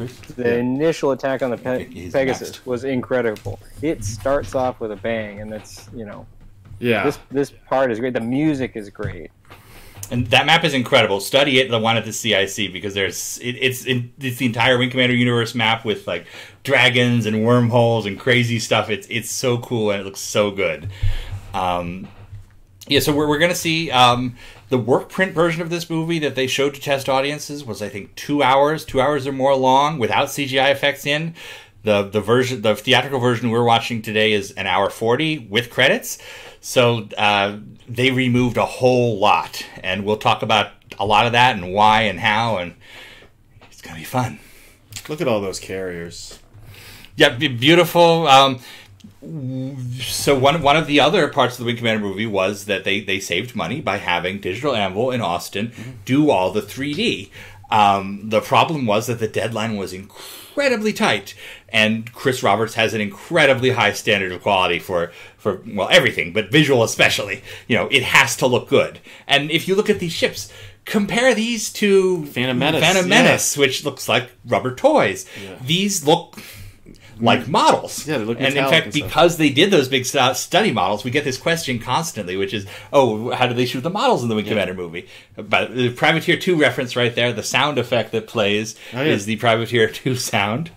TCS McClellan, what a terrible name for a ship. McClellan was the Union general who, in fact, took those orders we mentioned earlier and totally botched the counterattack. That's right. If I can't beat Lee or I can't whip Lee with these, I don't deserve to be a general or whatever his line is. What's the quote? If I can't whip McClellan Bobby arrived with superior forces. Fortunately, he brought himself too. Yeah, that's right. Like that. Yeah. Air raid Pearl Harbor. I'm sorry. This is straight out of Pearl Harbor. Yep. The events, not the movie. No, this is more realistic than the movie Pearl Harbor. Yeah, most certainly looks like it so far. So they had planned for there to be more ships. They initially had a lineup that was similar to any Wing Commander game. There were 3 different Kilrathi ships, and there were more destroyers and frigates and cruisers in the background. And as they got to this amorphous deadline, they were not able to finish all the other ships. So we see a lot of Dralthi instead of Krant and Salthi, which were supposed to be the other Kilrathi ships. We don't see smaller human ships. We see the Concordia and the Tiger Claw, the Bengal and the Concordia class. Which, I mean, it was the right decision. The other thing about the movie's release is no one knew when it was going to come out. Fox wanted it done, but they did not necessarily want to release it. Probably, if it had not been contractually obligated, they would not have wanted to release it before Phantom Menace. Yeah, it makes sense. I mean, they don't want to be just completely run over. But it finally came to it that there was this point in early 1999 when Freddie Prinze Jr. had scored a box office hit with She's All That, and Fox was a little bit gung-ho on the Wing Commander movie.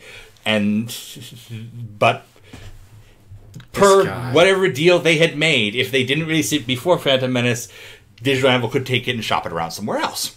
So they put it out they decided in February 1999 to release it in March 1999, which was too soon to have a campaign with trailers. Yep. So they did a big TV spend, and they blanketed cable with these Wing Commander ads.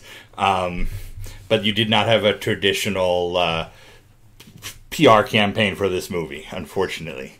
It was They cool also seeing do, Wing Commander commercials on TV like every other show. Yes. And they really dumped it all over. I remember weekday cartoons. They were interrupted by constant Wing Commander commercials. Yeah, and MTV got a lot. Anywhere they could get Freddie Prinze Jr.'s face there.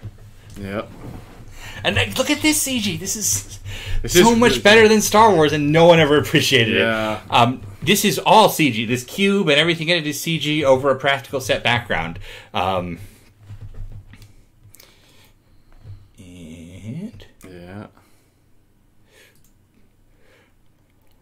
After 20 years of fighting, 2 hours. So here is David Warner as Admiral Tallwin. This is our first familiar Wing Commander character. I should have pointed this out earlier. If you should have paid attention to the character who was the captain of Pegasus. When will we have time? The Admiral in charge of pumping Pegasus. so much information. When will you have a second to put that in? I'm trying to find a second just to pause you to let you have a breath. But so remember the bald fellow who was captain of the space station, basically. Not me. But here is David Warner as Admiral Tallwin. He's wonderful. Obviously, the big fan complaint at the time was he's not Malcolm McDowell. Yep. In fact, Malcolm McDowell had been contracted to play the role, to return to play Tallwin, because he could conceivably play Tallwin at age 50 instead of 70 or whatever. And he ended up, contracts in Hollywood are never that simple. His was based on if the TV show he had auditioned for was not picked up, which was it was the show Carla from Cheers. Fantasy Island. Fantasy Island, I think, had been picked up, but he was going to be able to shoot around it. It was the sitcom Pearl. Rhea Perlman's Rhea Perlman's Pearl. That's right. Yeah, okay. Pearl, thank you. So he had to do that instead of Wing Commander, and it was like a 2-day role, unfortunately. But if you can replace someone with David Warner, why not? I mean, he's an excellent actor.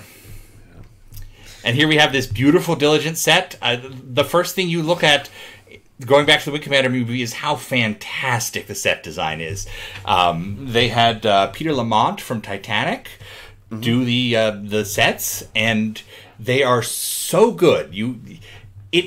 I think, for fans, the problem was often that this is not the feeling we want for Wing Commander. It shouldn't. We want it to feel like 8th Air Force or Midway or something. Yeah.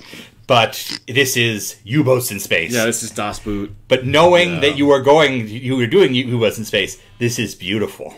I mean, and there's so much detail in the background. It's just really good. And there's Freddie Prinze Jr. as he's all that.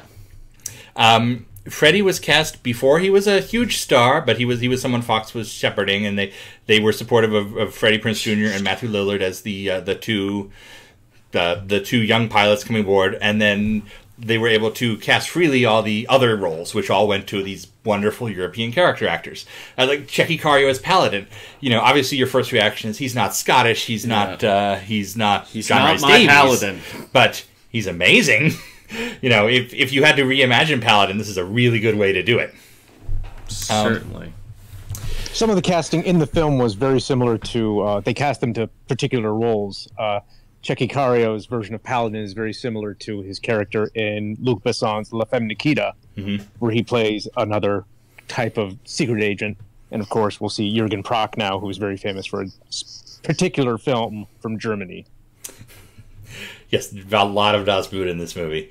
Now, the first big editing problem for Wing Commander is that they shot all these scenes where Blair has what's called a PPC, or personal assistant, which was named Merlin. And the idea was that they shot with this fellow here. This is Merlin. So they shot all these scenes where Freddie Prinze Jr. was talking to this plastic doll. You can talk to him. Hello! Hello, Ben. What would you Merlin. like to do? Deactivate. So the idea was Smart man. They would shoot all these scenes, much like the Jabba the Hutt in the in A New Hope, that George Lucas, at least he claims, he wanted to go back and put an alien head over the scene of Jabba the Hutt they shot for the first movie. Oh, the big guy, yeah. I don't know if I believe that, but at least it is true here. They shot all these expositionary scenes. And Merlin here is almost essential to understand the movie, because it starts off with Blair. We'll see in a second. Blair is in his bunk, and he's reading a book. Oh, there he went by. That went by? Okay. Yeah, he went by when he hid the book, yeah. Yeah, so in the original scene, he was talking to Merlin, and Merlin was kind of explaining the situation. Oh, we're taking you to the Tiger's Claw, where you're going to be a new pilot, and he establishes that there was a Pilgrim War, and there was all this important backstory. And they got to, they shot it with Merlin, and they got to the point where they were editing it together, and they did not have the resources to go back in and put Merlin in the movie. So they had to, lose all these takes and kind of resurface the movie. You're going to see later on, because it's absolutely essential to have Blair talking to his personal assistant in the last scene. He's all alone in his ship, and he's chasing the Kilrathi. He needs somebody to be talking to. So they kind of establish in post the idea that Merlin is the computer system, and it kind of has a computery voice, which is Mark Hamill. But the hope at the time was that it was going to be, Chris was trying to go for, gosh, I can't remember. He takes Good Morning Vietnam. Robin Williams. Yeah, Robin Williams. Oh, because after Aladdin and everything was just a few years before. Well, he was a Wing Commander fan. Robin Williams was a big Wing Commander fan, and he had apparently shown up to the set of Wing Commander 3, just fascinated by it. And there was some hope, it may have been a distant hope, that they could get him to play this little space wizard, that CGI space wizard that would appear and explain what was going on at various points in the movie. That would have been a trip. It really would have. That would have made this something truly bizarre. I have a concept photo of Merlin here that I think I can share. I've worked out a different way for sharing. There we go. That's Merlin. Oh, hey. It was going to be just a little CGI guy who would appear. Interesting. But I, in the process of getting Merlin, I lost the movie subtitles. Sorry about that. Yeah. One baby steps, right? One thing we've been talking about with this is we're thinking of taking the movie for a future segment on this show and doing one scene at a time and just taking it apart and showing you, here's this set, and here's the storyboard, and here's how it was planned, and here's how it was shot, and here's how it ended up. So you can see all this, and it's kind of really exciting. I don't have the skills to do that professionally, but I have the knowledge and the interest, and I'm kind of excited to try.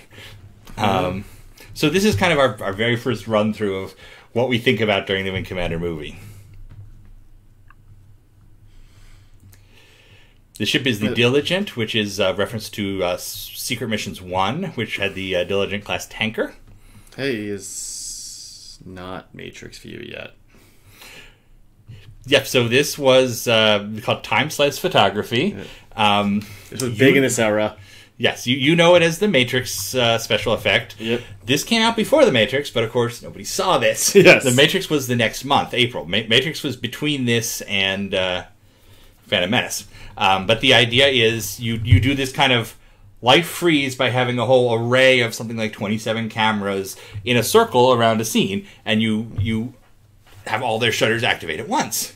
And it gives you this like frozen in time 3D effect. It's pretty cool. There's all these arguments online of the Matrix invented that, Wing Commander invented that. Neither one invented that. It was used in the 80s in commercials, but Wing Commander and the Matrix both popularized it at the same time. And obviously the Matrix really popularized it because we call it bullet time today. Yeah. These fighters. Yep, and we see... By the way, they just said TCS Tiger's Claw, so... The CS-TCS thing was a big debate among fans at the time. Yep. We argued a lot. Usenet was a lot rough place. and amazing comp match shots. You know, there's not a barrier where he's in the ship and then not in the ship. Another cameo that was cut right here was, I think in the original script, he has Spirit escorting him in, and you hear Spirit from Wing Commander 1, but she did not make it into the final movie. Yeah, there is a kind of Asian person on the bridge that a lot of people kind of ask, is that Spirit? And it's not. One stupid background project I've been doing kind of in my spare times, evenings and weekends occasionally, is I'll take an individual scene and I'll figure out who all the extras are. Because we've got all the casting calls and the lists on from what was shot what day. And you can pause scene to scene and see, oh, this person's sitting at this. It's dumb Ben stuff, but it's the kind of thing I love. That's a spreadsheet. Yeah, I have a spreadsheet. I can share it with you. I know you do. Didn't even have to think about it. And that's a weird way. It comes into land like it's like a helicopter almost from the top. Goes into landing bay and disappears behind locked doors. By the way, the fellow who plays the background security officer in a bunch of these shots, I just happened to follow him on Instagram because he was posting like a Throwback Thursday, like, oh, in 1999, I was wearing the Space Marine outfit. He's someone from Luxembourg. And he has since come to the U.S. and been like an extra in movies, and is now dating Pitbull's sister, and they run a croissant restaurant together. Okay. Now that's the kind of fact you won't hear anywhere else. No, it's not. That is a hell of a trail. Yeah, that was... He's very nice. I seems like a really good guy. And he goes all over the world for his croissant business. Oh, by the way, look at the hat in the background there. There's like this square cap they have in some of the back. They're like intelligence officers or something. You sometimes see them in the back, and you never get a great shot of it. But it looks like a sort of police hat, right? It's got that it's a very like European police hat. Yeah, you kind of imagine this the Confed intel officer or the political officer or something. Political officer. I would hope they don't have political officers in our confederation. And that's David Suchet as Captain Sansky of the Tiger's Claw. Not a character from the novels, from the books or games or anything. The Captain of the Tiger's Claw in Wing Commander 1, according to Freedom Flight, was a man named Captain Thorne. So that's later in the timeline. They also refer to Halcyon as the commander occasionally in Secret Missions 1. When he's not, he should be the wing commander. But there's all sorts of history we can work out there. Nobody's good in ranks in science fiction. Yeah. Everybody puts people at too low ranks. By the way, if you want to look for their ranks, they do have a fully fleshed out rank system on their epaulettes with the number of little lines and the size of the lines defining the rank of the individual character. And there's a similar one for enlisted men. And here is that scene we had seen before. And already we've started taking the original script and kind of chunking it in different directions, because now we're seeing, when you saw that scene earlier about the tattoo, it was all one straight shot from the Diligent to here, and then they would have gone to the bridge and talked to the crew, talk to the captain, and then they would have gone to the rec room. But they cut it all up because bits and pieces have to be removed, because we're no longer establishing that there's a traitor. We're no longer setting up all these things that will pay off later. So it's been significantly cut down and swapped around. Bolted on, like the patches on this rapier right here that do not look up to Navy code. Yes. So these rapiers are in the Wing Commander universe. It's the F-117B rapier. Behind you. They are actually the front sections of English electric jets. Which is your head is blocking the model a bit. And the Wing By the way, look at the amazing cockpit. That's so beautiful. Is... Compare that to the Wing Commander 4 cockpit they used in the teaser trailer. So much work went into that. And that's not a stock Lightning cockpit. That is something they made for the movie. A Lightning cockpit does not look that cool. No. So the Lightning was in... That's just amazing. The Lightning, and by the way, you can identify which specific Lightning it was from the serial number, the TK12 number on his back seat. A lot of people think that these rapiers destroyed the Lightning, that they cut them up. Yep. That's not true. So there were 8 total. One of them did get cut in the front to do the full body shots in the cockpit. The rest were largely preserved, and all the ones that have been located have actually been restored to museum condition. But the Lightning was a 1950s interceptor aircraft in England, part of the V Force. They were the fighter force that covered the V bombers, and the Lightning these particular Lightnings were a group that were sold to Saudi Arabia for one of their endless wars with Yemen in the 60s. And they spent 20 years there serving. Some of them actually saw combat. Blair's in particular, I think, dropped bombs at one point. Because British aircraft spotters are so amazingly good at what they do, we can go back and see every single thing that these ships ever did. Yes. They keep you keep track of very expensive aircraft. You don't want to lose that property. You want to know where it is. So yeah. But I think you can, if you really think about it, divorce yourself from fandom. You can see that this scene would not work at all without a real ship right there. Yeah, it would just be weird. It'd be like I'm trying to think of the scenes in Phantom Menace when they're in the hangar interacting with the Naboo ships. Yeah, the N1 Starfighter. Yeah. And all you get is the very, the most basics, and then the cockpit is very simple. Oh, there's the poster that's in back of us. Yes, behind my head. We also forgot to mention we have the what do you call the movie theater sign? Oh, it's called a slick. Slick. It's right behind Ben's head, but it says "All hell is about to break loose." That's right. That's what the final tagline was. Yeah. So those slicks were sent to theaters. These days it's all digital, but back in the day there would be a couple of different light box places in a theater. First, at the front of the theater, you need a little one like this that would shine through and say "Wing Commander," and then they'd have the times underneath it. And then there would be these identifying signs outside of the individual theaters that would be lit up, and so you would know which movie is in each one. And back then, the studio sent these Mylar slips that you put a light behind, and they... oh, okay. Our friend, Mr. Johnny Walker Black. We thought we would have the same shot of the same booze as Maniac kindly brings to the ship in honor of our 20th anniversary. Ooh. She lied. All right. And this is so much fun. And again, I love this set. Not prefab. You want to see shot glass, but in the absence of shot glass, they did such a good job with the set decoration and the posters in the background. Oh, there's Tall One spelled wrong. That's the famous one. Yep. All right, sir. Cheers. Cheers. That, all hell's going to break loose. Logo from Wing Commander 3. That's right. Yes. It's hard to do with a... I'm not an adult male. I'm not good at that. Yeah, I know. Ready? No, watch how it happens. Wow, watch how fast he falls apart. By the way, that scene right there where we saw the... again, another weird typo. It's Admiral Gerald. Which, no, Paul Gerald is the first officer. Tiger Claw is right for the press time of the movie. But that scene of all the ships listed up and down... Take a sec. Let Chris Reid and I... Let the black move. Chris Reid and I, we would go to the theater and we would try to write down the names of those ships because they just flash by, but it's so much continuity.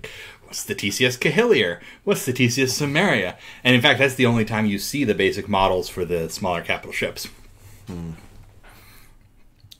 Yeah, and this was so much higher resolution than you ever thought that you could get because, we're taking home VHSs, VHS. Yeah.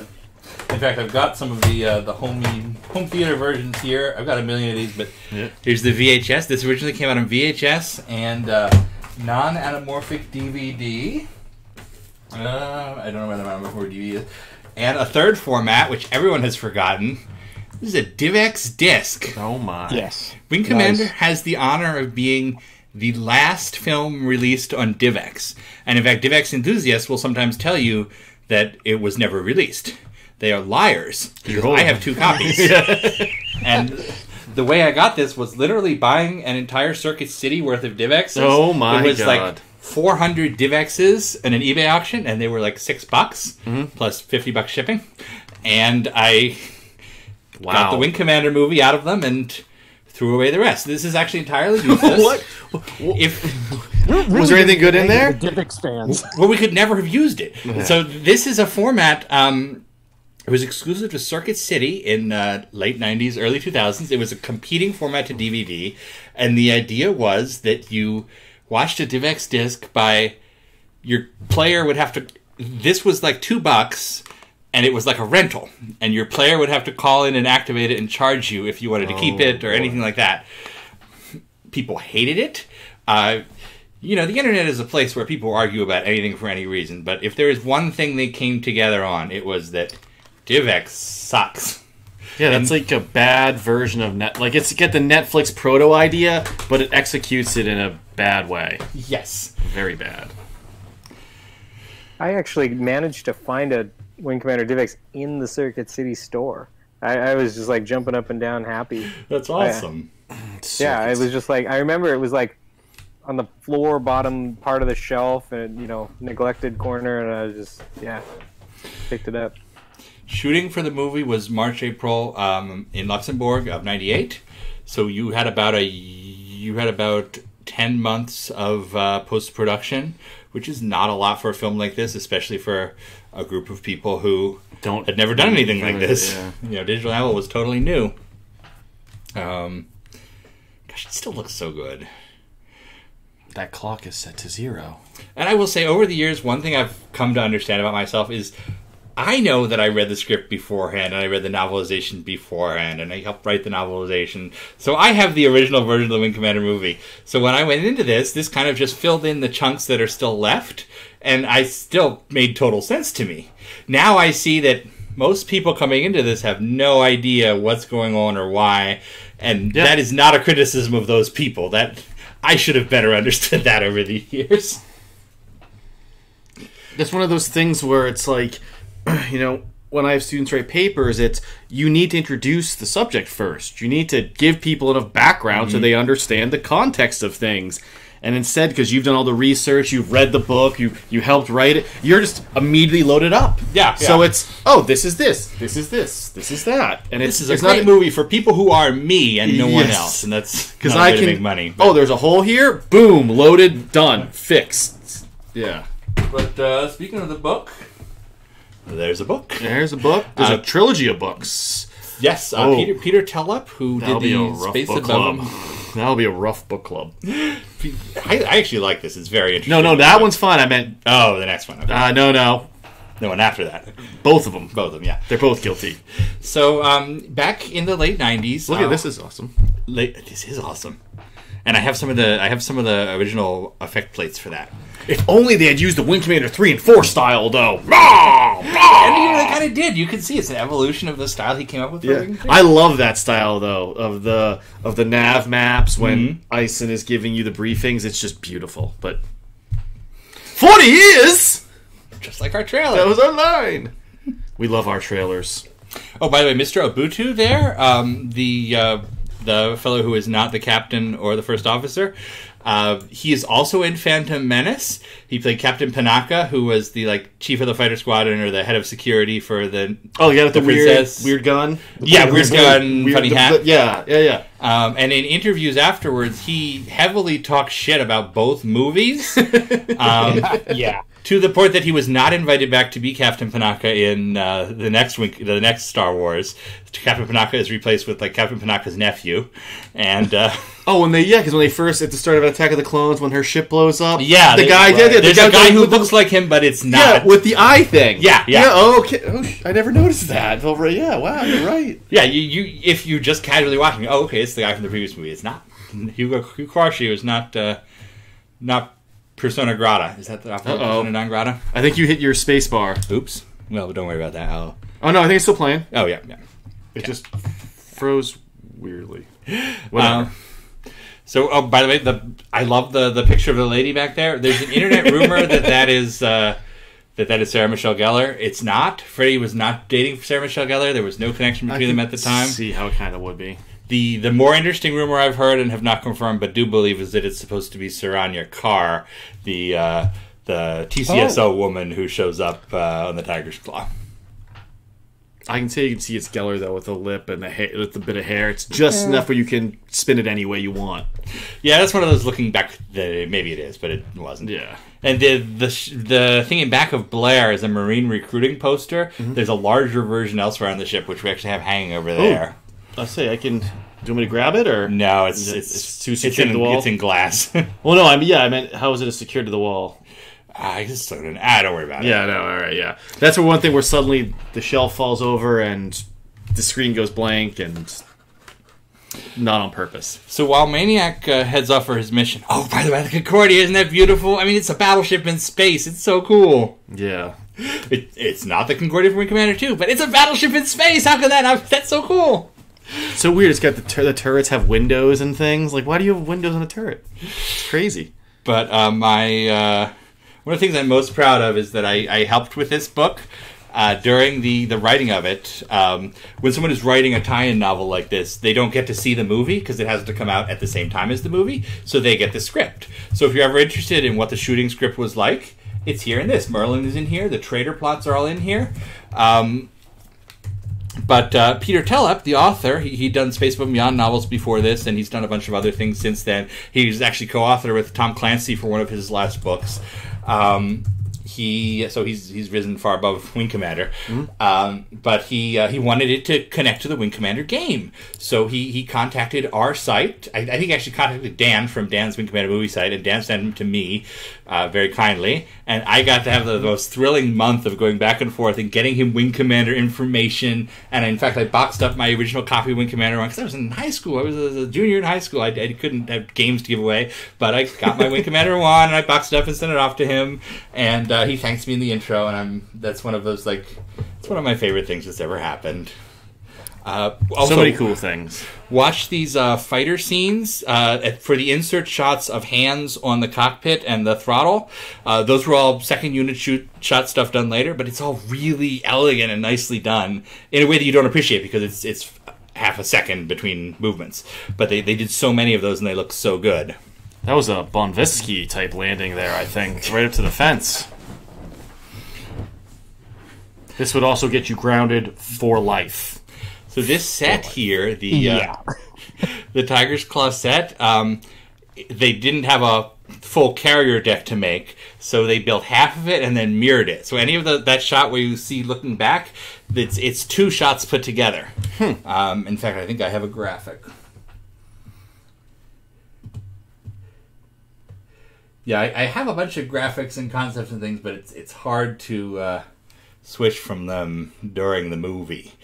But when we can go and do like some little produced bits, it's going to be good.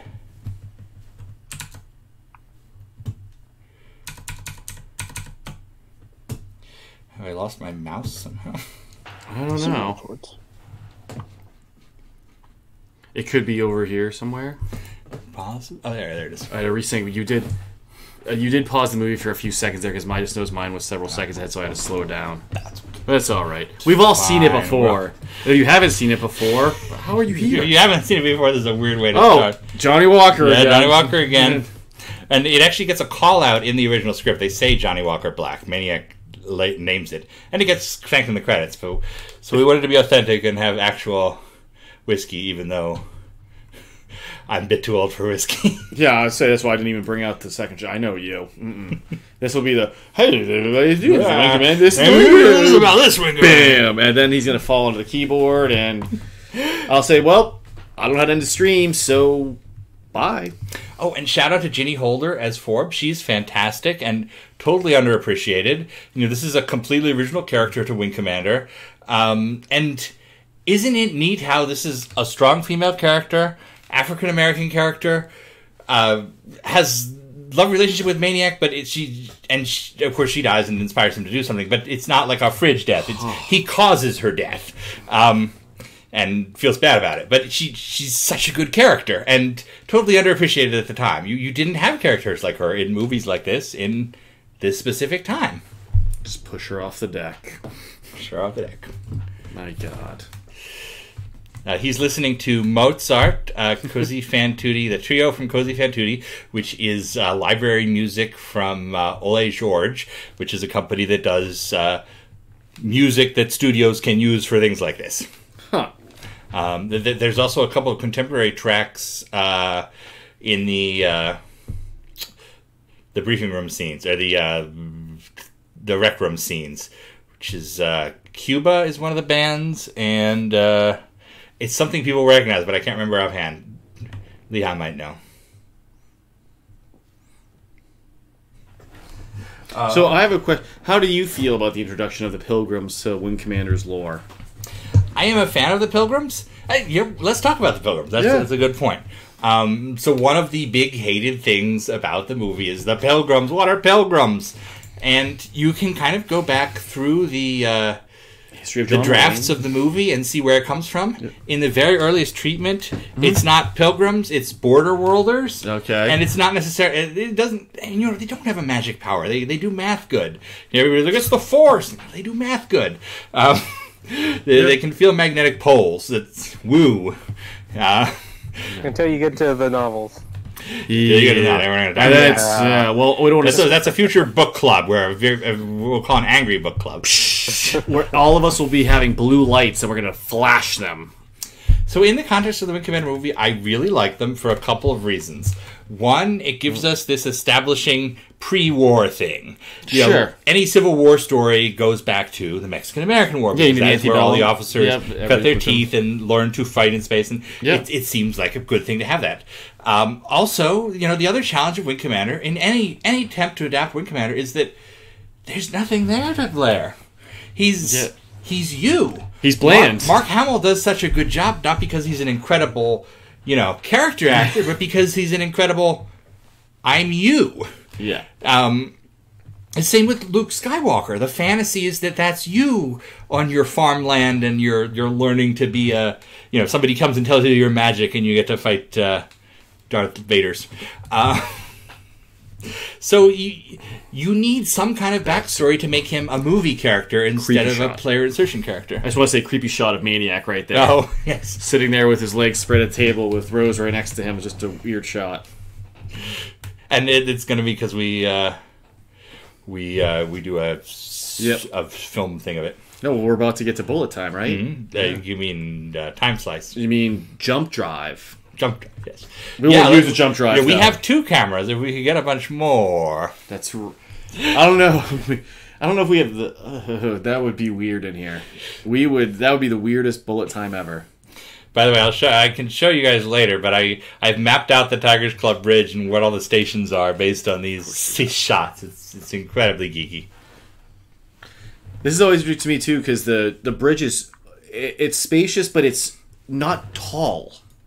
You know, there's very little headroom in there. It's really trying to bring in that idea of the submarine, right? That you're in tight and close spaces with these people fighting in these dangerous positions. And by the way, here's a storyboard that explains the split screen. Oh, hey, there you go. There you go. And if you guys will indulge me for a few moments, I'll go through some of the other images I have here. Maybe. So, Ron Cobb. Anybody know who Ron Cobb is? I know who Ron Cobb is. Tell us who Ron Cobb is. Ron Cobb is actually a very famous production designer in Hollywood. He worked on many now classic films like Alien. I believe he did some work on the original Star Wars, The Last Starfighter, and time slice right there. That's all right. So, and he basically created anything of great importance in sci-fi movies from like the 70s through maybe the mid 80s. So the Wing Commander movie was lucky enough initially to have Ron Cobb doing the concepts for the vehicles. And they ended up throwing them all out and going with these practical ones because they could not do the physical models of this stuff. So here's his rapier. This is Karathi ship, the Diligent, broadsword. This is, I'm not sure what this one is. That may be the spacecraft. On the, according to what it says on the There's the Concordia. So he did this whole set of initial concepts that didn't get used, and that was them. And let's look at some of the other ship concepts while we watch. An asteroid field. We've had enough of those today. Here's all right. Wouldn't be Wing Commander without them. Here's the rapier they did end up using, the initial concept for it, where they wanted to figure out how do we take an actual fighter plane and turn it into this. You can see the cockpit's bigger in this version. Yeah. This is the broadsword, the actual physical broadsword nose, which is made of a British bomber. I'm blanking on the name now. Oh, I just blanked. Canberra. Canberra. When you said it, it fell out of my head. This is beautiful. This is beautiful. This is a cutaway drawing. This was merchandise that was never released, but if you were a nerd in the 90s, you almost certainly saw the old drawings of like the Enterprise D with a cutaway. They hired the same guy who did those to do a cutaway of the Tiger Claw.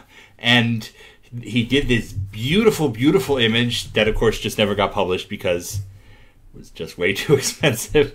I mean, we just wouldn't have made money at that point. There weren't Wing Commander fans. Yep. I remember when the CIC went out to locate this. Mm-hmm. Ninja LA helped a lot with that. This was a big deal back then. Yeah, this was a big deal when we got this. This was everybody was really happy about this. Prophecy on DVD or any of those. Meanwhile, it seemed like an impossible thing to get, and then Prophecy on DVD. Yeah, you're right. Yeah, it was one of those holy relics. In the movie itself, you can see this is the scene that the one we watched earlier became. It's Blair and Angel instead of Blair and Maniac, but the CompCon is the same design adapted from there. In fact, there's the initial sketches of it. It's amazing how similar this scene is with them doing the Jack-in-the-Box maneuver. Yeah, it really is. In fact, there are some changes from draft to draft, but a lot stays the same from the initial. Chris Roberts did the second draft, and it really stays very similar to that over time. There's the Karathi Rolari, there's the Karathi Sivar battleship, there's the ComCom, there's the Karathi Frothy. It ended up not looking like that. Yep. There's the Pegasus asteroid base, the original idea where it was going to be more like Pearl Harbor with this dome they go into. That looks like Delius almost, the Karathi asteroid base.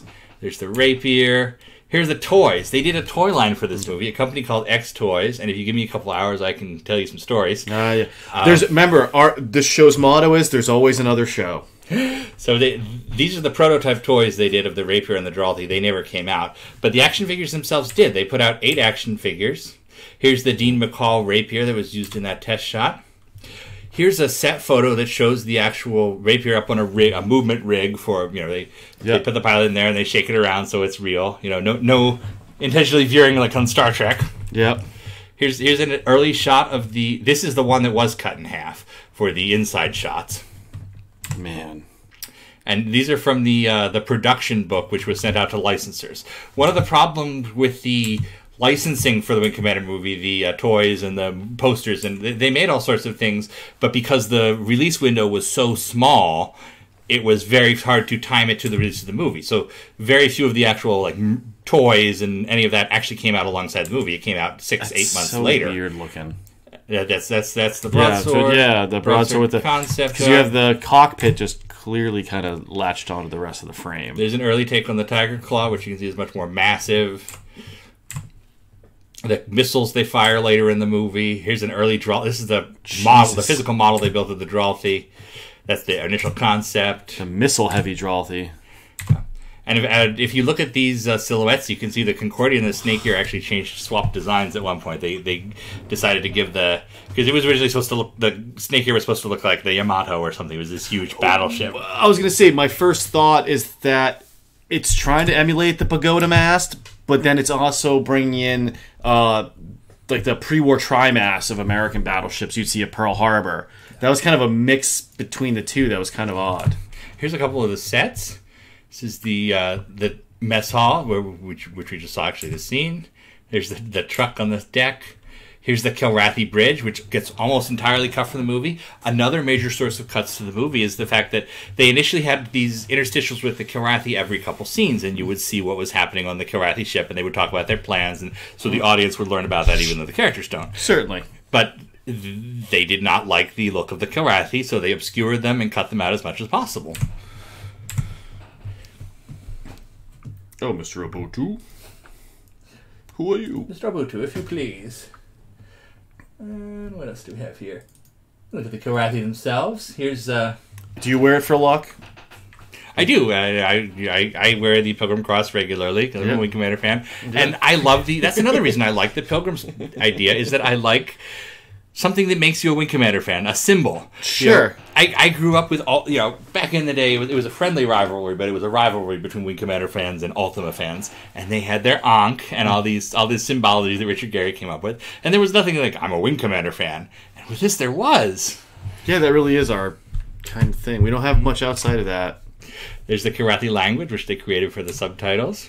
Whoa. Here's some of the early Karathi sketches. Chris wanted... One thing we talked about on this show a couple weeks ago is the idea that they're not necessarily tied to being cats in the minds of the creators. They were super mutants at one point in Wing Commander 1.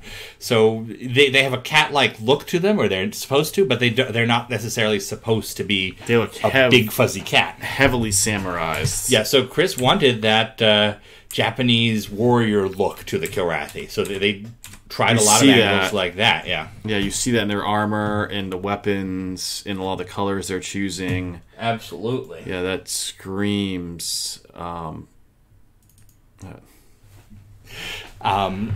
major shout out to the set decorators who came up with so much cool background art. You do not see it in the movie, but every pilot has their own nose art. Every pilot, Polanski has one, Hunter has one. So they did background art for all that. They planned out the battle scenes to figure out how they would happen with planets nearby. There's so much cool stuff that they did to make this movie seem immersive. And that's that Chris Roberts thing, bring you into that world. And the problem for fans, I think, was largely that this was not the world they expected. Yeah. But it's still really, the world building in this is really good once you separate from the idea that it has to look like Wing Commander 1. There's some of the patches. You'll notice that all these characters have these beta cloth patches on. But the problem is, we were those people, and at that age, you couldn't separate us from anything. You could not have sat down and told us, hey, take a step back, look at this, and value it for what it is. We would have said, no, it's Wing Commander. A rapier looks like this. Maniac looks like that. Blair is like this. And if you try to tell me otherwise, I don't believe you. And by the way, here's the scene that gets cut down in the airline version. Oh. The airline version. Now, that'd be interesting to catch on a plane. I have the VHS here somewhere that they sent out to the airlines. Oh, boy. But they cut out the sex. And one thing you're seeing right here is something very, very weird. Listen to her dialogue right now. When you get home, everyone's going to be dead and buried. What is that? That's not anything you see anywhere else mentioned in the movie. It's not anything that appears in the draft script. It's not something that's essential to Wing Commander lore. Yeah. In Wing Commander, traditionally, jump points are instantaneous. And in fact, this movie is about going from Earth to another place and then going back to Earth. Yeah. What this it's this idea from the Forever War that these pilots are doomed anyway. They've gone out to fight. This is from a much earlier draft. This shows up in, I think, the second draft of the script.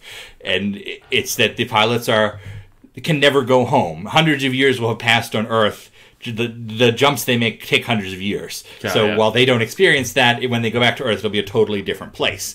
And it's straight out of the Forever War by Joe Haldeman. And it survived to just that one scene in the final draft. And because there was so little, they needed material, it's kept in there. And, it's super interesting. It's absolutely The Forever War is an amazing novel. And if you have to steal something from a novel and a concept, that is a really good one. But they never develop it at all, ever. And no additional source takes it up. And I mean, problematically, most of all, I think, is the fact that in the context of this movie, they go back to Earth and has no reaction. Yeah. But it's very interesting. Ultimately, I'm probably okay that they didn't include that. Yeah. Yeah, yes and no. I mean, it wouldn't be a perfectly continuous Wing Commander story, but it would be an interesting story to have Blair go back to the Earth of the 2800s or something after the war. What if you follow Wing Commander 3 with this story of him going home and not recognizing it, and that's why he goes back to fight in Wing Commander 4? You could do something with that. Yeah, it's not a bad idea. The movie has the classic Top Gun problem with the pilots in the cockpits is they have these breathers to look like real pilots, but to act, you need to see someone's face, so there's always some reason to take it off. Yeah. What's funny is, why do you need an oxygen mask in a pressurized compartment in space? Very good question, and Paladin never needs one. Oh, look at him. If you were a fan of some of Digital Anvil's other games, you'll certainly recognize the look of the broadsword. The front part that you see, the physical version, which actually you never actually see outside of space, is a British bomber, but the look with the torpedoes in the top is straight out of Star Lancer and Conquest, as same artists coming up with these things. Mm-hmm. And in fact, I think there's a scene in Star Lancer that actually uses footage from the movie. More amazing insert shots of the cockpit. You know, they knew they had a good thing here. Yeah, they use a lot of... They take a lot of like standard lighted buttons and position them in a way that it really makes it pop. Mm-hmm. And they just put enough words out there that you just notice that you don't read it all, but you read enough of them. You know, navigation, weapons, that you kind of get the idea of what's going on and what they're doing with these things. Yeah.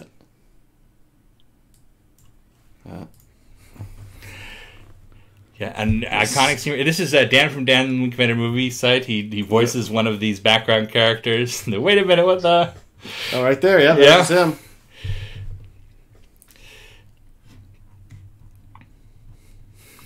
Also, Gerald's mad about them breaking radio silence, but clearly the pilot was breaking radio silence before he knew anything was wrong, because he was giving a status update where it was like everything's fine. Yeah. Look at the bridge displays. A lot of these were done before the production, so they could physically be there on the set, and you would see... In fact, that's why some of the displays that you see in the background of the bridge look very different from the bespoke hologram ones they make later. Mm-hmm. Because the ones in the background they wanted live, they wanted actors reacting to them. It's very much the opposite of the George Lucas school. There's a scene right here as we're doing the scramble where one of it is a mirrored shot, so the number on the rapier is wrong. Keep watching. It's in here somewhere. We trust you. We all trust you. And there's another one everybody hates, the dip as the fighters take off. Yeah. Yes, somebody's been watching actual naval footage. Yeah, it's... Because that's what happens in real life when you take off from a carrier before you have full lift. And that's what you... Well, here's a question. What's with the weird monocle? Normal. Is that their... Target. It's a targeting reticle? It's like a one-eye HUD? It's the invisible cockpit thing you see in Wing Commander games. And in fact, you will... In real life, we have those displayed on the screen now. You'll see that the... And if you pause it, if you take the combat scenes and take them out and look at them, you can see that the display does actually look different when they have the HUD down. Interesting. To me, it's like sound in space. You know, seeing the ships dip. Like, there's gravity on the deck, so why wouldn't the fighters dip at the end? Yeah. But then you're leaving the gravity field as you leave the deck. But just from an aesthetic sense, we love Wing Commander looking like World War II in space. This is Wing Commander looking like World War II in space, and we're like, it's not quite the right World War II in space. Yeah. There's also something later on that a lot of people picked up on that also, it didn't drive me nuts, but people pointing out the sonar ping. We'll get to that later. Oh, yeah. I have no patience for that, because that's not how it's written, that's not how it's played. Yeah. Right.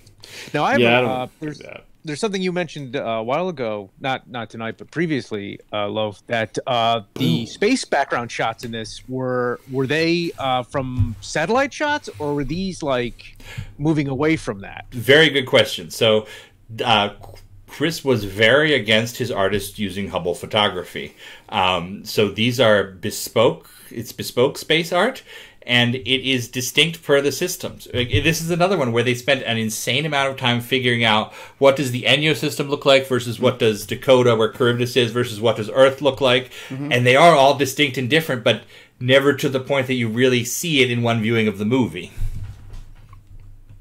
But yeah, it's all done by folks like Chris Olivia at Digital Anvil, who are just astounding artists. And it's an aesthetic that was a little ahead of its time, especially when you look at something today like Mass Effect or something, where every system, it almost looks painterly. You know, everything has a very distinct look and of certain colors in certain systems. That's Wing Commander Prophecy. Every color just gets a slightly different tint. Yeah, Wing Commander Prophecy has those giant candy-colored nebulas everywhere, that 3DFX 97 look. And this feels so subtle and graceful in comparison. And there are beautiful shots where you see the rings of the planet, like just right here, where you see the moon taking up a third of the image, and the ships right off of it. I mean, that's like a mix of World War II and space. It's so cool. And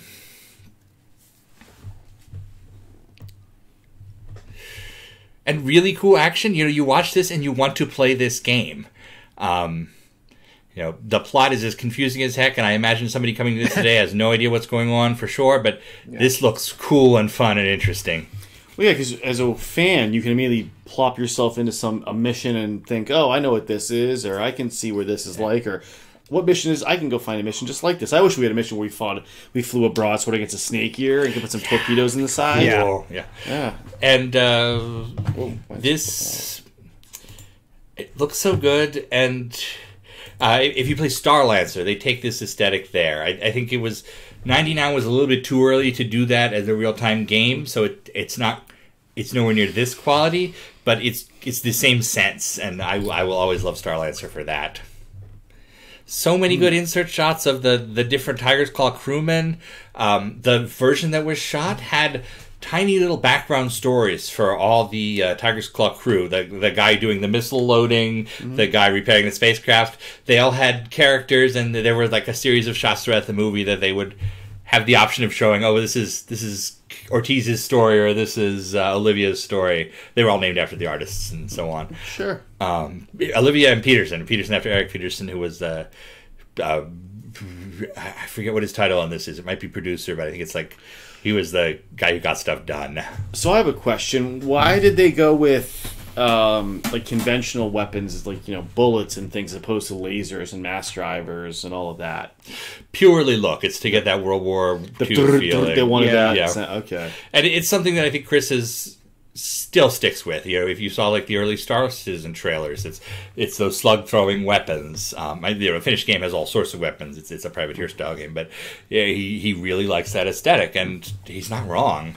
I mean, you think of this. This is coming off right of Wing Commander 4, and what did you take away from Wing Commander 4 in terms of weapons? What was the most fun new weapon? It's the Stormfire. We were talking about it earlier. Yeah, of course. Because you liked hearing this. You heard the sound, the rounds impacting the metal of the enemy. So good. Yeah.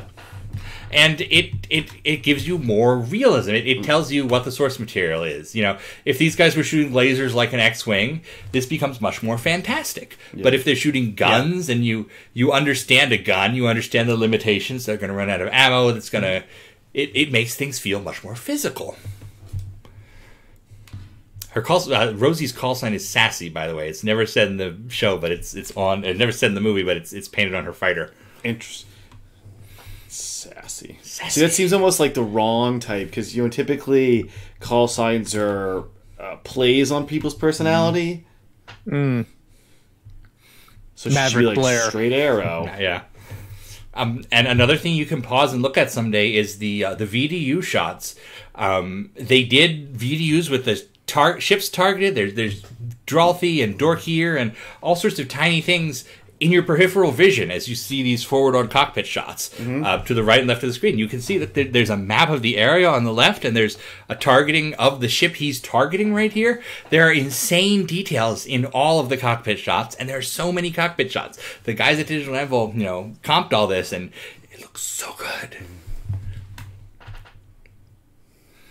And again, they're playing a game. You want to play that game. And you've been there, right? We've all been there. Yeah, This happened to you earlier today, actually. This did happen to me. Yeah. This is basically very similar to what happened. You can actually see Maniac's nose art to the far left right there. Yeah. Nose art. Yeah, Maniac has like a crazy space monkey Green thing. Yeah. Goblin, yeah. Yeah. I know Rosie has, in fact, I can probably find... here we go. I think it's in the Confed manual. It is. I have one right here. I will dig up for us. By the way, if you have any love for the Wing Commander movie in any way, you need this book. If you're Wing Commander in general, you have to have that book. This is... It's like an extra claw marks you can buy.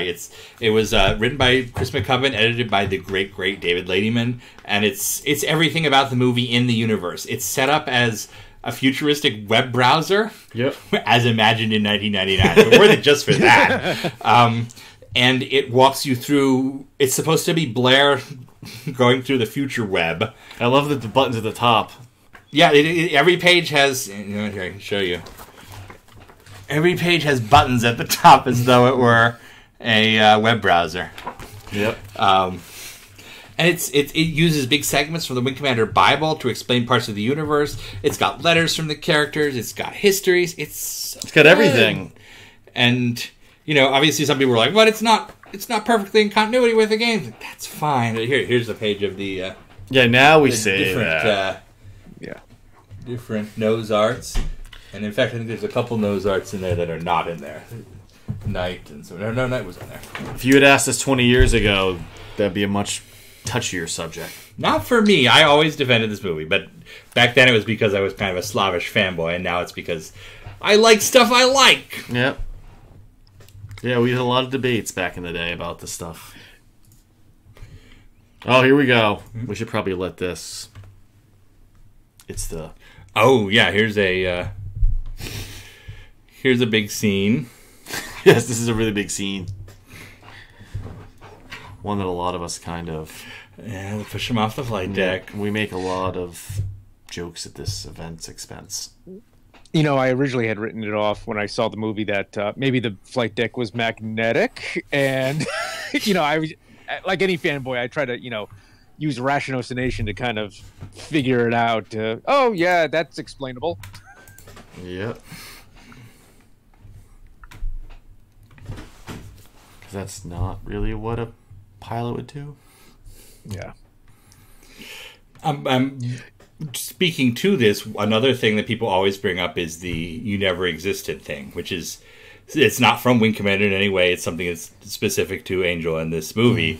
It is from a 1939 movie called Only Angels Have Wings, which is about an aircraft, which is, by the way, a Pilgrim. That Pilgrim is the name of the type of plane. That it's like a dramatic story of air travel in the 1920s, and it's where that sentiment comes from. That's such a end scene. But it's very much supposed to go back to that World War I idea. You know, these are the replacements. You know, they are constantly going through pilots, and that's all there is. You know, you don't make friends with these people because they are going to die. Statistically, none of these people are going to live very long. Also, why does she not have her sidearm? I don't know. She just likes being dramatic. Yeah, it's something to serve the plot. That's all it really is. So Hunter really hated him, so he's like, I don't remember you giving me a shot at Johnny White Black. It's a really good movie. It's not a really good movie. But this is not how PTSD works. No. And, this is not how executions work. Even in the military. It's a space war. They've been fighting for 30 years. It's fine. Do you know how many people in the United States executed during the Second World War? You did the Second World War last 30 years? No. But if we exploit the numbers out...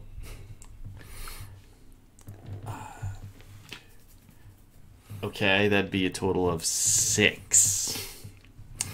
Only one American is executed for such things during the war. That's interesting. Eddie Slovak. He deserted. And Eisenhower said, well, it sucks to be you. You're going to be the example, and executes him. Yeah. In Europe. He's the only one. There's none in the Pacific, just Eddie Slovak. Yep. Interesting history. Oh, look at this. Is what to talk about in book club. A carrier landing on a planet? Yeah. The planet looks a lot like the map in Wing Commander Reno, the little dueling map. Oh, looks like an asteroid you battle through. It does. Yeah.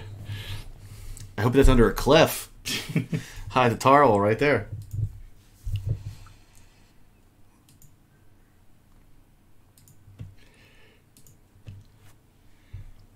Sure, no one's gonna notice. I remember the big complaint with the actors on this film is that everybody was bumping their head on the low ceiling with all the pipes and all the lowered gantries and everything. It became a running gag. It really is really low. But it looks like a ship. You get this submarine. It looks like a submarine, yeah. And that's what he's going for. And once we accept that, we're like I'm happy with the movie. A fleet carrier would not have that. You'd have that in your gangways and your hatches. Well, you can see it on the big, spacious, beautiful Concordia Bridge. It's not the same. Yeah. Oh, God. And look, the little markers for the Karathi ships are Star Destroyers. Yeah.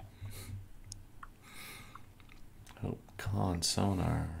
And yeah, we're coming up on the scene that everyone loves to hate on. This is the one that the reviewers picked on, that everyone who saw the movie casually, they all hate the idea that he's saying shush to quiet them because the Kilrathi will hear them. It is never in any way indicated that the Kilrathi will hear them. He is listening for their ping on the monitor. The monitor thing. Yeah, I don't know how you watch the scene and think that that's what they're trying to do. I think it's just because, you think the sonar sound, any submarine movie, like Hunt for October, stuff like that. Mm-hmm. Like, quiet. I also think that when this movie came out, there was a certain amount of, I don't want to say distaste, but there were some people that saw it, it's tied into a video game or whatever. And people just dismissed it outright. So they were looking to just, thumb their nose at it. I remember Roger Ebert, his review in it mentioned, well, Stanley Kubrick died last week, and this is the sci-fi movie we get the following week. I mean, how good is this? I was like, really? That's the way you're going to rate this? And it just seemed like a lot of people were just kind of focused on tearing it apart instead of, and that's appreciating it. But that's totally understandable, but go for the obvious part. It's been edited to heck, and it's so confusing, and you don't know what's going on. It's not these World War II touches, which are so much the point of the movie. So much of the stuff that reviewers pulled out was the point of the movie. Probably because they couldn't understand the rest of it, so you got to grab onto what you can. Somewhere. Yeah, you got to grab onto what you can. So it's tough to figure, but I think it's beautiful. I think we've noticed. I mean, I won't deny that it is very well designed. Look good. Compare this to Attack of the Clones from a couple years later. It holds up so much better. Compare it to Pearl Harbor. Well, anything's good compared to Pearl Harbor. Made to Michael Bain, where he has real practical effects, but they're the wrong destroyers and cruisers. This is another one of our big action set pieces where we... I like how Hunter's not being sucked up. He's just hold on by one hand. Well, yeah, once you get down to this part, then you start getting sucked up. But everybody over here is fine. That's how space works. That's right. I forget which one. One of the actors in this tore his ACL. It had to have been Freddie Prinze doing that stunt. I didn't know that. That's interesting. Yeah, he injured himself pretty hard on the because of the wire work while they were pulling on him. I thought it was him. It could be. It could have been Matthew Lillard or a stunt double or something. Why can't they just put a force field down and close the deck? Because that's magic sci-fi. This is physical sci-fi. Right. Despite the Confederation having this technology. I'll be the evil 90s version of us. By the way, here's the soundtrack, which was released on La La Land's Records, I believe. I have that. Lee, how you can probably talk about Richard Gibbs and David Arnold and all that. Well, you might know more about the Richard Gibbs part than I do. I know that he sent in a demo track, I believe, to get the job, and it just got brushed off. Well, he was originally announced as the composer. The announcement went out that Richard Gibbs was going to compose it, and then it was switched to David Arnold and Kevin Kiner. Kevin Kiner, yeah. So who are David Arnold and Kevin Kiner? You're the person to tell us that. David Arnold at the time was one of the hot tickets in Hollywood. He had just come off of doing a bunch of Roland Emmerich movies. This is 1999, so he had done Stargate, Independence Day, and Godzilla. He had already done, I think he done Tomorrow Never Dies, and was about to do The World Is Not Enough. He would later do 3 additional James Bond movies.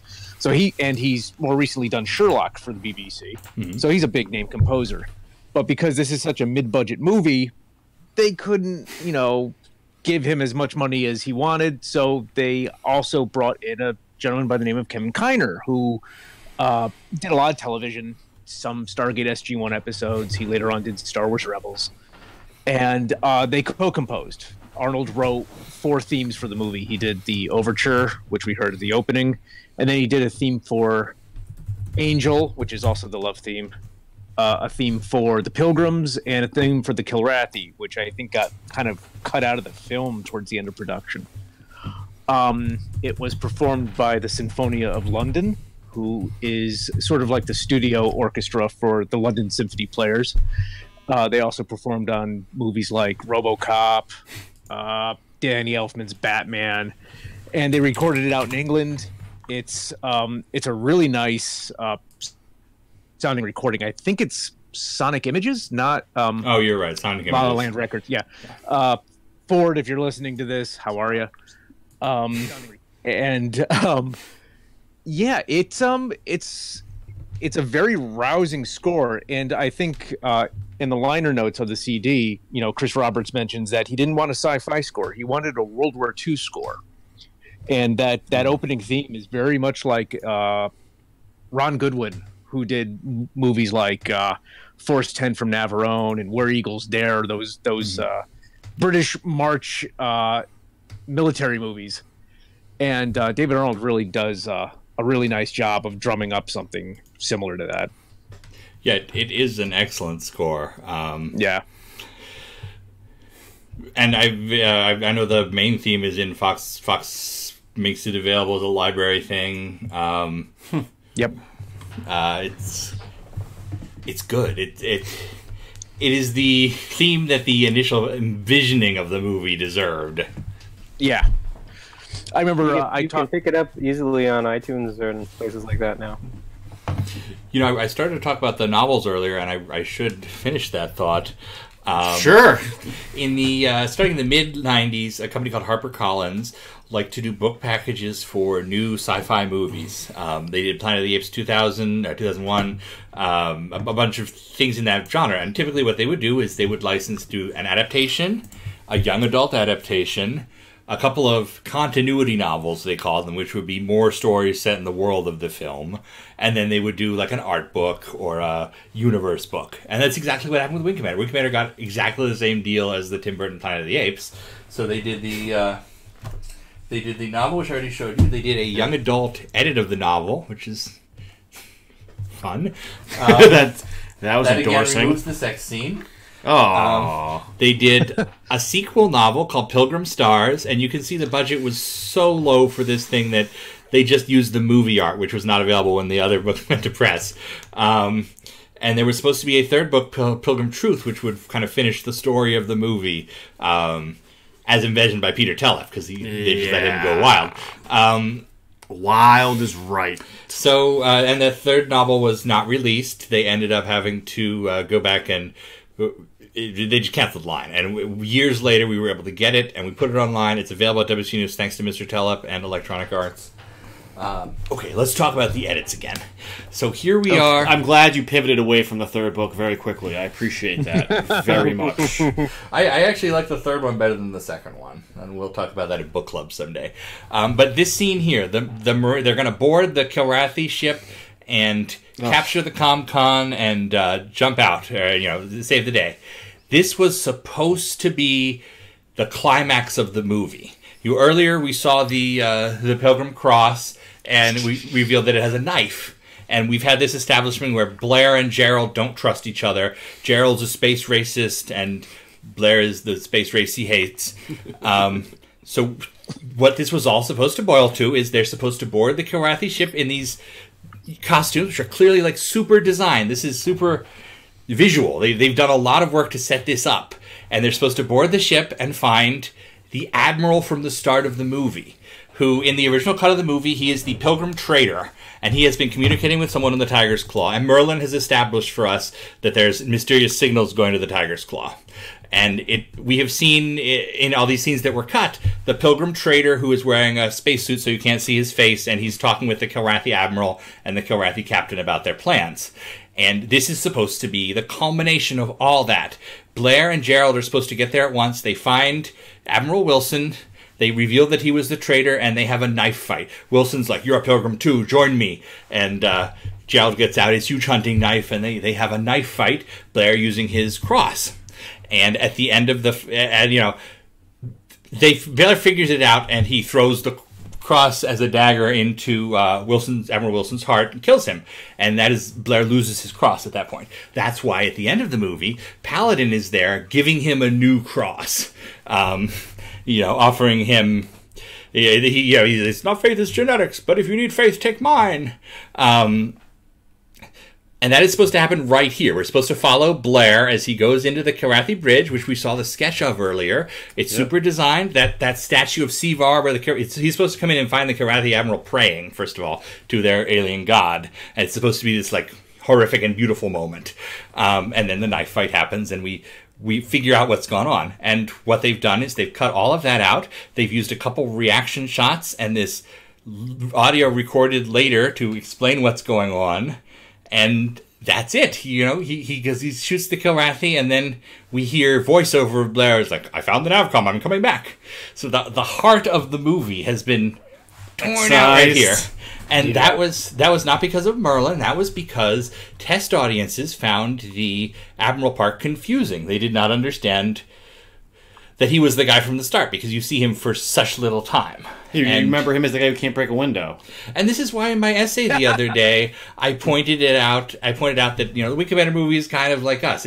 It's lost and confused, and it's trying to live up to expectations it can never reach. Yes. You know, this is them saying, okay, audiences said this, let's try to make it the way they want it. And it's a shame, because it's so much better with just that change, just the review of the traitor. And it's a Wing Commander game. It's supposed to have a traitor. Yeah, we're in each traitors. You'll also notice that Captain Sansky, David Suchet, disappeared. There's a scene where he falls down, and he got hit in the bump. The thought is that you're supposed to think, oh, he died. In the movie as shot, he is wounded and he's in the hospital, and so they come back and they confront him, and he reveals what the whole plan was. He was the guy sending the messages. Captain of the Tiger's Claw was the traitor. So they were both secretly Pilgrim traitors, and it's a big reveal, and you're supposed to be shocked because, hey, this was the guy who was defending Blair. But instead, they kind of seized on the idea that, oh, there's this shot where he falls down wounded, and we just cut him from the rest of the movie. Yeah, his head kind of lobs around, and it looks like he could be dying, or he's got a concussion. They go back and they find the most dying-y take of that scene. Yeah. What? Oh, well, how can you jump through a thing? Oh, wait, it's a thing we established earlier. Hooray!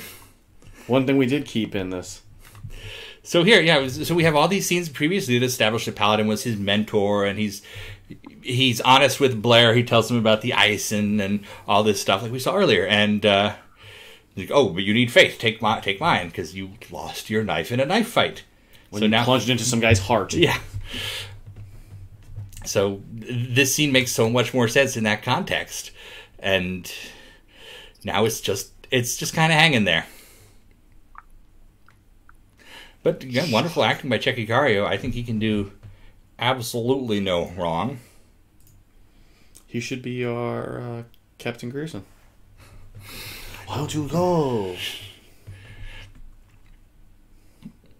By the way, the Pilgrim Cross prop knives were made by a company called United Cutlery. It's also the company that made the double shadow knife that Sealer used in Wing Commander 4, although not as a Wing Commander knife. It was made as a sci-fi looking knife, and Wing Commander bought it to use. It also shows up on like Voyager and other contemporary shows. But they had a deal to make the Wing Commander cross knife, and we sure kept on them at the time. I remember just update after update, we were contacting them. Is it out yet? Is it out yet? So they must have thought there was this incredible audience for it. And there was not. So we were very lucky that was one of the pieces of merchandise we did get. I love you have quite a few back there. I do. I wanted to keep one in box, and when I see them over the years unloved, I've bought them. They're quite a bit rarer now. Unloved. And in fact, my wife, whom I love quite dearly, has told me she was trying to find one for Christmas for me one year, and then she realized I had others. But I thought that was just amazing. That's really thinking of me. That is what I would like, because you noticed that my one I wear was old and busted. In fact, this is my second one I wear. I left my original one at Pad 34. I did one of those tours of the launch complex in Florida, and they bus you around, and you get to stand there at where they've abandoned in place the Apollo 1 gantry. So I left one there back when the shuttle program was ending, so that was 10 years or so ago. So I'm sure some tourists got it. Hey, look at this knife I found! Well, maybe they got arrested getting on the plane. There's no knife in it. It does have a knife, but it doesn't have a switchblade, so you plug it in afterwards. And in fact, it's CGI here because the blade is longer. It telescopes. It's longer than the actual cross. It would be cool to have a switchblade one, but I certainly don't have the ability to make that happen. Yeah, that's frowned upon, I feel like, in 47 states. Yes. Yeah. Still be cool though. Yeah, I don't think switchblades are legal anywhere. It's that telescoping nature. Like, you know, you could find a way. Like, there's ways to get around the switchblades springiness if you thumb assist it. Yeah, if you have like the butterfly or like there's a mechanism in there that's they don't like too tough. Here is the German edition of the Wing Commander movie novel. We spent years trying to figure out what this art was. It's actually taken from an RPG book we found just recently. And this is the only Wing Commander novel released in Spanish. Oh, buenos dias. And I will point out here that the German one does not have the credits, so it does not have my name. But in Spain... Spain got my name right. There is one version of this book where they spell my name wrong. Oh, hey, look, and here's an actual Wing Commander movie props that were stuck in there. I didn't realize. Just fell out. It's the Tiger's Claw Beta Cloth patch and the CSS Concordia Beta Cloth patch. I'm not a huge... Oh, wait, here's Pegasus. This was in there, too. Nice. I'm not a huge fan of the Beta Cloth initially. It does look like the old patches they used on like the Apollo missions, but it doesn't feel military. You have that military the stitching. Cloth. Yeah, you're missing that thickness and stuff. In fact, here I can. I was waiting for that. No, yeah, I've got a Freddie Prinze Jr. space hat with a little Tiger's Claw cloth patch on it. Now I'm a cool dude. Look at you. And one of the things I try to collect is editions of the movie from around the world. And like, here's the Japanese VHS, and this is the pan and scan version. There's a widescreen VHS too, because Japan is cool. But I try to get them from different countries. I would love to have a complete set someday, just to see it's something exciting about iterations on a theme, about seeing the same version, the same thing from 10 different cultures or something. And here's the German one. Here's the German VHS. This clamshell case. Ein Action-Klassiker Space Trip. So I'm sorry, Germans. I don't speak German. I wish I did, because you guys know how to Wing Commander right. Here's another cool hat. This is one of the crew hats from Digital Anvil. They made these classic, like sci-fi, actual military, USS whatever hats, but for like my Taro hat. The numbers don't really make sense, but nope. It's still cool. And if there are different versions, this one's from the visual effects crew, and there's a sound one. There's a couple different. I know Leha has one. I'm wearing mine right now. Nice. I actually got it from Chris back in 1999. Roberts, not Reid, right? Yeah, Chris Roberts, not Chris Reid. Sorry, Chris. How did that come about? I wrote him a fan letter, and I wanted to tell him how much I enjoyed the movie.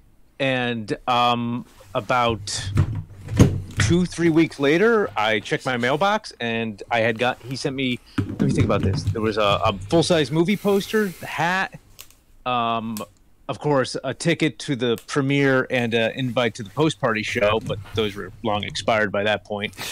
And just some other stuff. It was just a really nice surprise from him. He's a good guy. Yeah. Oh, and here's the Kilrathi text at the bottom. Here's the part of the movie where we absolutely have to see the Kilrathi. They could not cut them, and that's okay because we don't have the Pilgrim Trader in the background conversing with them, so that element is gone. I remember the day after we saw the premiere and we took our tour of Digital Anvil, we were chatting with one of the artists, and he was so excited because he had been the guy working on the lips of the Kilrathi to make them look better than the rubber ones, and I'm sorry, guy. There was no salvaging this. And Chris has talked at length about this. He said, he wanted to use CGI. There was not the money for it. He looks back and says, there was the money for it. It was the producer, Todd Moyer, who really is the villain in all this. If you ever read the accounts of the movie, he is the greedy money man producer who did not care about fostering talent or making a good picture. He cared about making a return on this particular investment. But we've mentioned budget, but I don't think we've said it. $27 million for this movie, which is nothing. That is a fraction of Phantom Menace, a fraction of Matrix, any other big movie that year. They did so much with so little on this, and it was one of those financing deals where it's little bits from all over the place. So Fox actually made back their money on this. It was just the principals that didn't, at least not theatrically. All about syndication and DVDs. Yes, DVDs. When in 1999, the home video market wasn't quite there, but that was something that was going to change immediately. Yeah. So this was a very good movie to have in your B picture stall. By the way, I'll show off my cat tattoo right here. This is Paladin's tattoo from the Wing Commander movie. You can see it glancingly in the finished film, but all the scenes with it were ultimately cut. But it's supposed to be his prison tattoo from when he was captured by the Kilrathi. And I thought that was the coolest idea in the world. I ended up contacting the set photographer just a couple years ago because I could never find a clear picture of it. There's never a clear shot of it in the movie. And the rough cuts I've seen are all VHS. You can't tell what it is. So I ended up contacting the set photographer on Facebook. And he was so excited to hear from me. He said, "Oh yes, of course I have pictures of it." And he sent me these awesome. Very handsome pictures of Checky Cario showing off his tattoo. And we're still friends. And he occasionally invites me to his Belgian sex dungeon, which that's not my thing, but I appreciate it. That took a turn real quick. I didn't know we were doing that this show. Well, to be perfectly honest, you waited 16 years to have somebody ask him about a Kilrathi prison tattoo. Yeah. He's bound to be enthusiastic about a lot of things. Yeah. That's a good point. No, he's just one of those, cool as a cucumber European guys. Yeah. And something I'd like to point out briefly is that you mentioned before about how this was just such a mid-range, or I don't want to say low-budget movie. That has such a bad moniker to it. But this film had such talent, not only in front of the screen, but also behind it. You had, we've mentioned the composers, but you also had, I'm going to mispronounce his name. It was Thierry Arbogast. Oh, yeah. As the director of photography. He's very well respected. He did most of Luc Besson's movies, including the good ones. Yeah, The Professional, Fifth Element. He has a very kinetic style of moving the camera. You could see that throughout the film. And I believe Peter Lamont, you mentioned earlier, production designer. And in fact, if you ever get one of Fox's press kits from this movie, there's a photo that's labeled Chris Roberts directing the movie, and it's Peter Lamont. Nice. That must have worked well. Peter also has a very long history, even beyond Titanic. I believe he started off as a set designer on From Russia with Love, and he worked on every James Bond movie from that all the way to Casino Royale in 2006. So he was obviously very well oriented with, gadgetry and physical props after that many James Bond movies. I think you could make a strong argument that that was the last good James Bond movie. Well, I mean... Oh, no, I forgot Quantum Solace. Okay, never mind. I will give that up. Yeah. Oh, yeah. After that. After that. What are you two talking And I believe the editor on this, whose name escapes me at the moment, I believe one of his credits is actually Octopussy. So now you have a certain pedigree of European filmmakers. And in fact, they did a lot of the pickup shots at Pinewood in the UK, which is much more common today, but it seemed somewhat special at the time. It was a huge deal. Yeah. I feel like they used that as a selling point for this and another movie. They were like, this was filmed on the Bond soundstage. Yes. It's a big push. Yeah. Definitely a big push. The actual movie was shot in Luxembourg, which gave them all sorts of credits. One of the ways you make a film is you make it as cheap as possible. So you say, who will give me tax rebates if I make the movie there? And Luxembourg was where they shot most of it. And the CGI was done in Austin. This was the first movie ever to have, at the end of the credits, the Made in Austin badge, which indicated a tax rebate from Austin, Texas. But it really was homegrown. All the CGI team, that's folks that Chris raised up from developing games. And a lot of them went on to work for Robert Rodriguez, who was a partner in Digital Anvil. Chris Olivia, who was the big CG lead on this, he worked on Star Citizen, and he's gone back to film since then, and he's astounding. He's a superstar. Oh. And by the way, this is where he's supposed to be talking to Merlin. You see, he's talking to the ship, and the ship is responding, and it's like HAL 9000 voice. Oh, hello, are you? Yeah. If you don't know, this is the biggest trivia. This is the biggest everybody knows the trivia, but it's Mark Hamill. They got Mark Hamill to come in and do the voice of Merlin, and they computer digitized it. And he's credited as question mark because I think they did not pay him, or they paid him scale or something. They didn't pay him for the Mark Hamill name. But it was a favor to him, and that's something you see with a lot of Chris's stuff. He knows how to connect with incredible talent, and he nurtures that talent, and they come back to him and offer their services. Star Citizen brought in all these Mark Hamill's big again. Not even just Mark Hamill, but folks like all the artists, the guys who. People who were working on Star Wars would come and do a ship for Chris because it was so much fun, and he creates an environment that's just very positive for creative types. And look at the CGI there on that ship. The atmosphere venting out, the little shield hits. Yeah. So good. A degree of interior. Mm-hmm. We've seen space stations explode where apparently they're empty at the end of their lives. And here we see this fleet of ships. It would have been so much cooler if they got the destroyers and the frigates and the cruisers. Yeah. But it's still pretty neat to see all those battleships.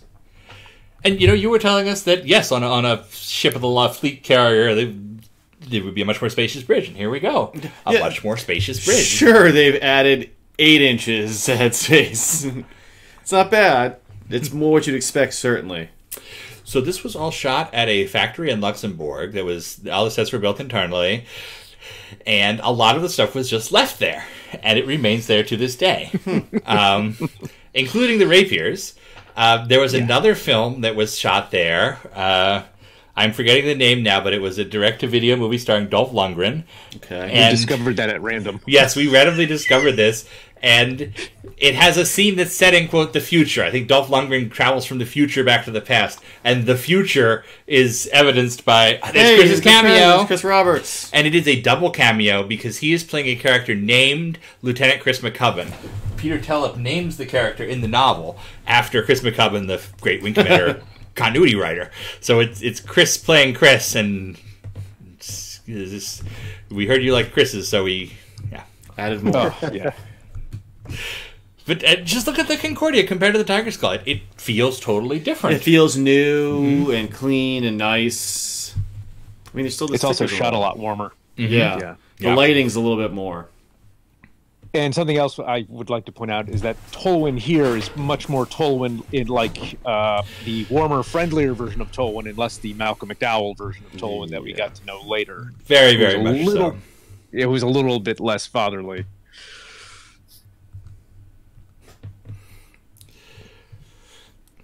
I can't believe we're coming to the... Okay, there, the guy in the background. That's the security guard I was thinking of. Oh, okay. A beautiful shot of the Tiger Claw over Earth. There's so many freeze frame this and make it my wallpaper points in all this. Yeah. Got his cross hanging out everywhere. Yeah, because now he's not ashamed of being a pilgrim. But it's not his cross, because his cross is buried in a trailer on the Comic-Con. Which he did not remove. Yeah, he didn't want to clean it off. No. He looks shocked. Now, of course, this ends with a kiss. The script actually has the medic interrupting him before he can kiss her, which AD was saying he likes that better. I like that better. But it's not going to play in Peoria. Mm-hmm. Yeah. I don't think we said enough good things about Angel either. I know she's hated by some because she's British instead of French, but how did you enjoy Star Trek: The Next Generation? And she's so good. And I think she's in Deep Blue Sea right after that, which is another classic schlocky 90s movie. God, I love that movie. It's...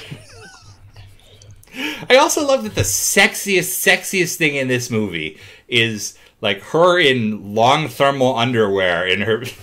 Like, there's nothing prurient in this movie. Nobody is shoving anything in our faces. Except for that poster. Oh, yeah, the poster. That poster, that's about it. And it's so interesting, the choices. A couple years after this movie, she would end up in a movie called Gangster Number One, where she would end up dating Malcolm McDowell. Weird. Interesting. Angel, what are you doing? Are you? Yeah. What are you doing? Trying to climb the ladder, then maybe. So that is the Wing Commander movie. Last thoughts, folks? I've just enjoyed your stream of consciousness. I still enjoy it too, and I love finding out more stuff about it. You know, I look back to the late 70s, early 80s, where people were taking apart Star Wars and building a world out of the parts, and I love to do that with this just as a hobby. You know, there were people in the West End Games group, the folks who were running Star Wars continuity, Pablo Hidalgo and whoever today. Back then, they were fans who were taking apart the movie and saying, okay, we've identified 37 different species of aliens in this scene. What are they? Let's have a backstory for each one. And I love the thought of doing that with this movie, because there's so much love poured into every shot of the film, the backgrounds, and it suffers so much from the edit. Yeah, but the body is weak, but the mind is strong, and there's so much. And if you love Wing Commander as a concept rather than as one specific vision, it's so great. There's so much meat. Yeah. There's a lot to unpack. Mm-hmm. Yeah, which it's now we can look back at this and see that more, whereas kids, it was just, this is what it is supposed to fit like. This piece does not fit correct. This is not correct. The world is over. Yeah. Why is the tiger's claw open and close? Or why doesn't it have an apostrophe in its name? I think that was... why isn't it possessive? That was the big one, yeah. A lot of people got mad about that. And, I have asked Chris that point blank. I've seen other people do interviews, and his answer is, what? Not anything I ever thought about. You know what you thought? The word tiger claw doesn't make any sense? But no, it's a claw. It makes sense either way. Tiger claw. It's a tiger claw. I mean, but isn't it the same flow as like, hey, you guys want to get a tiger claw or you want a bear claw? I don't know. All right. It's been a long, holy bleepity bleep. Yes, once again, we have done this in a tight 4 hours. But, wait, next week's book club? Next week's book club, that's a big one. We're going to finish End Run, so... Well, thankfully, that should be a faster book club, because Chapter 9 is Svetlana. Okay. We're not establishing anything this week, so it'll be fine. No. But, we're not establishing anything. Yes. But like I said in my essay, I'd encourage you to read that. That's one of the things I'm prouder of that I've written lately. Even if this is not your favorite movie... I totally encourage the philosophy that you should have a favorite movie. That you should have something you love rather than something you hate and want to take apart. I'm so much better off as a person because I'm watching the Wing Commander movie and thinking ridiculous things I can extrapolate from it versus I'm watching some movie I hate and bitching about it on the internet.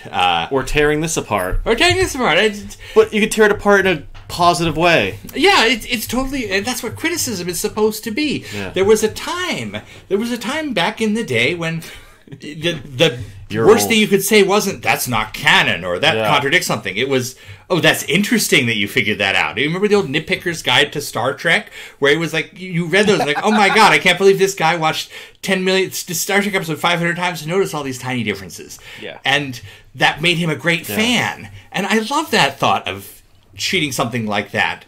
But now it's just so aggressive. Everybody hates everything and they want to fight about it. And it sucks. Love stuff. We're a love show. Mm-hmm. Next week. By the way, you see some names. That Pauline Saab, who did the Ships in Wing Commander 4. You already missed the bullet time. They had a whole section of credits just for that. Oh, there. Eric Peterson, Supervisor for City Operations. Folks, they can only see one line at a time, though. They're watching their own copy. I assume they're all listening to the soundtrack. Wait, additional R&D effects by House of Pain. Mm-hmm. Yeah. Why was this not brought up?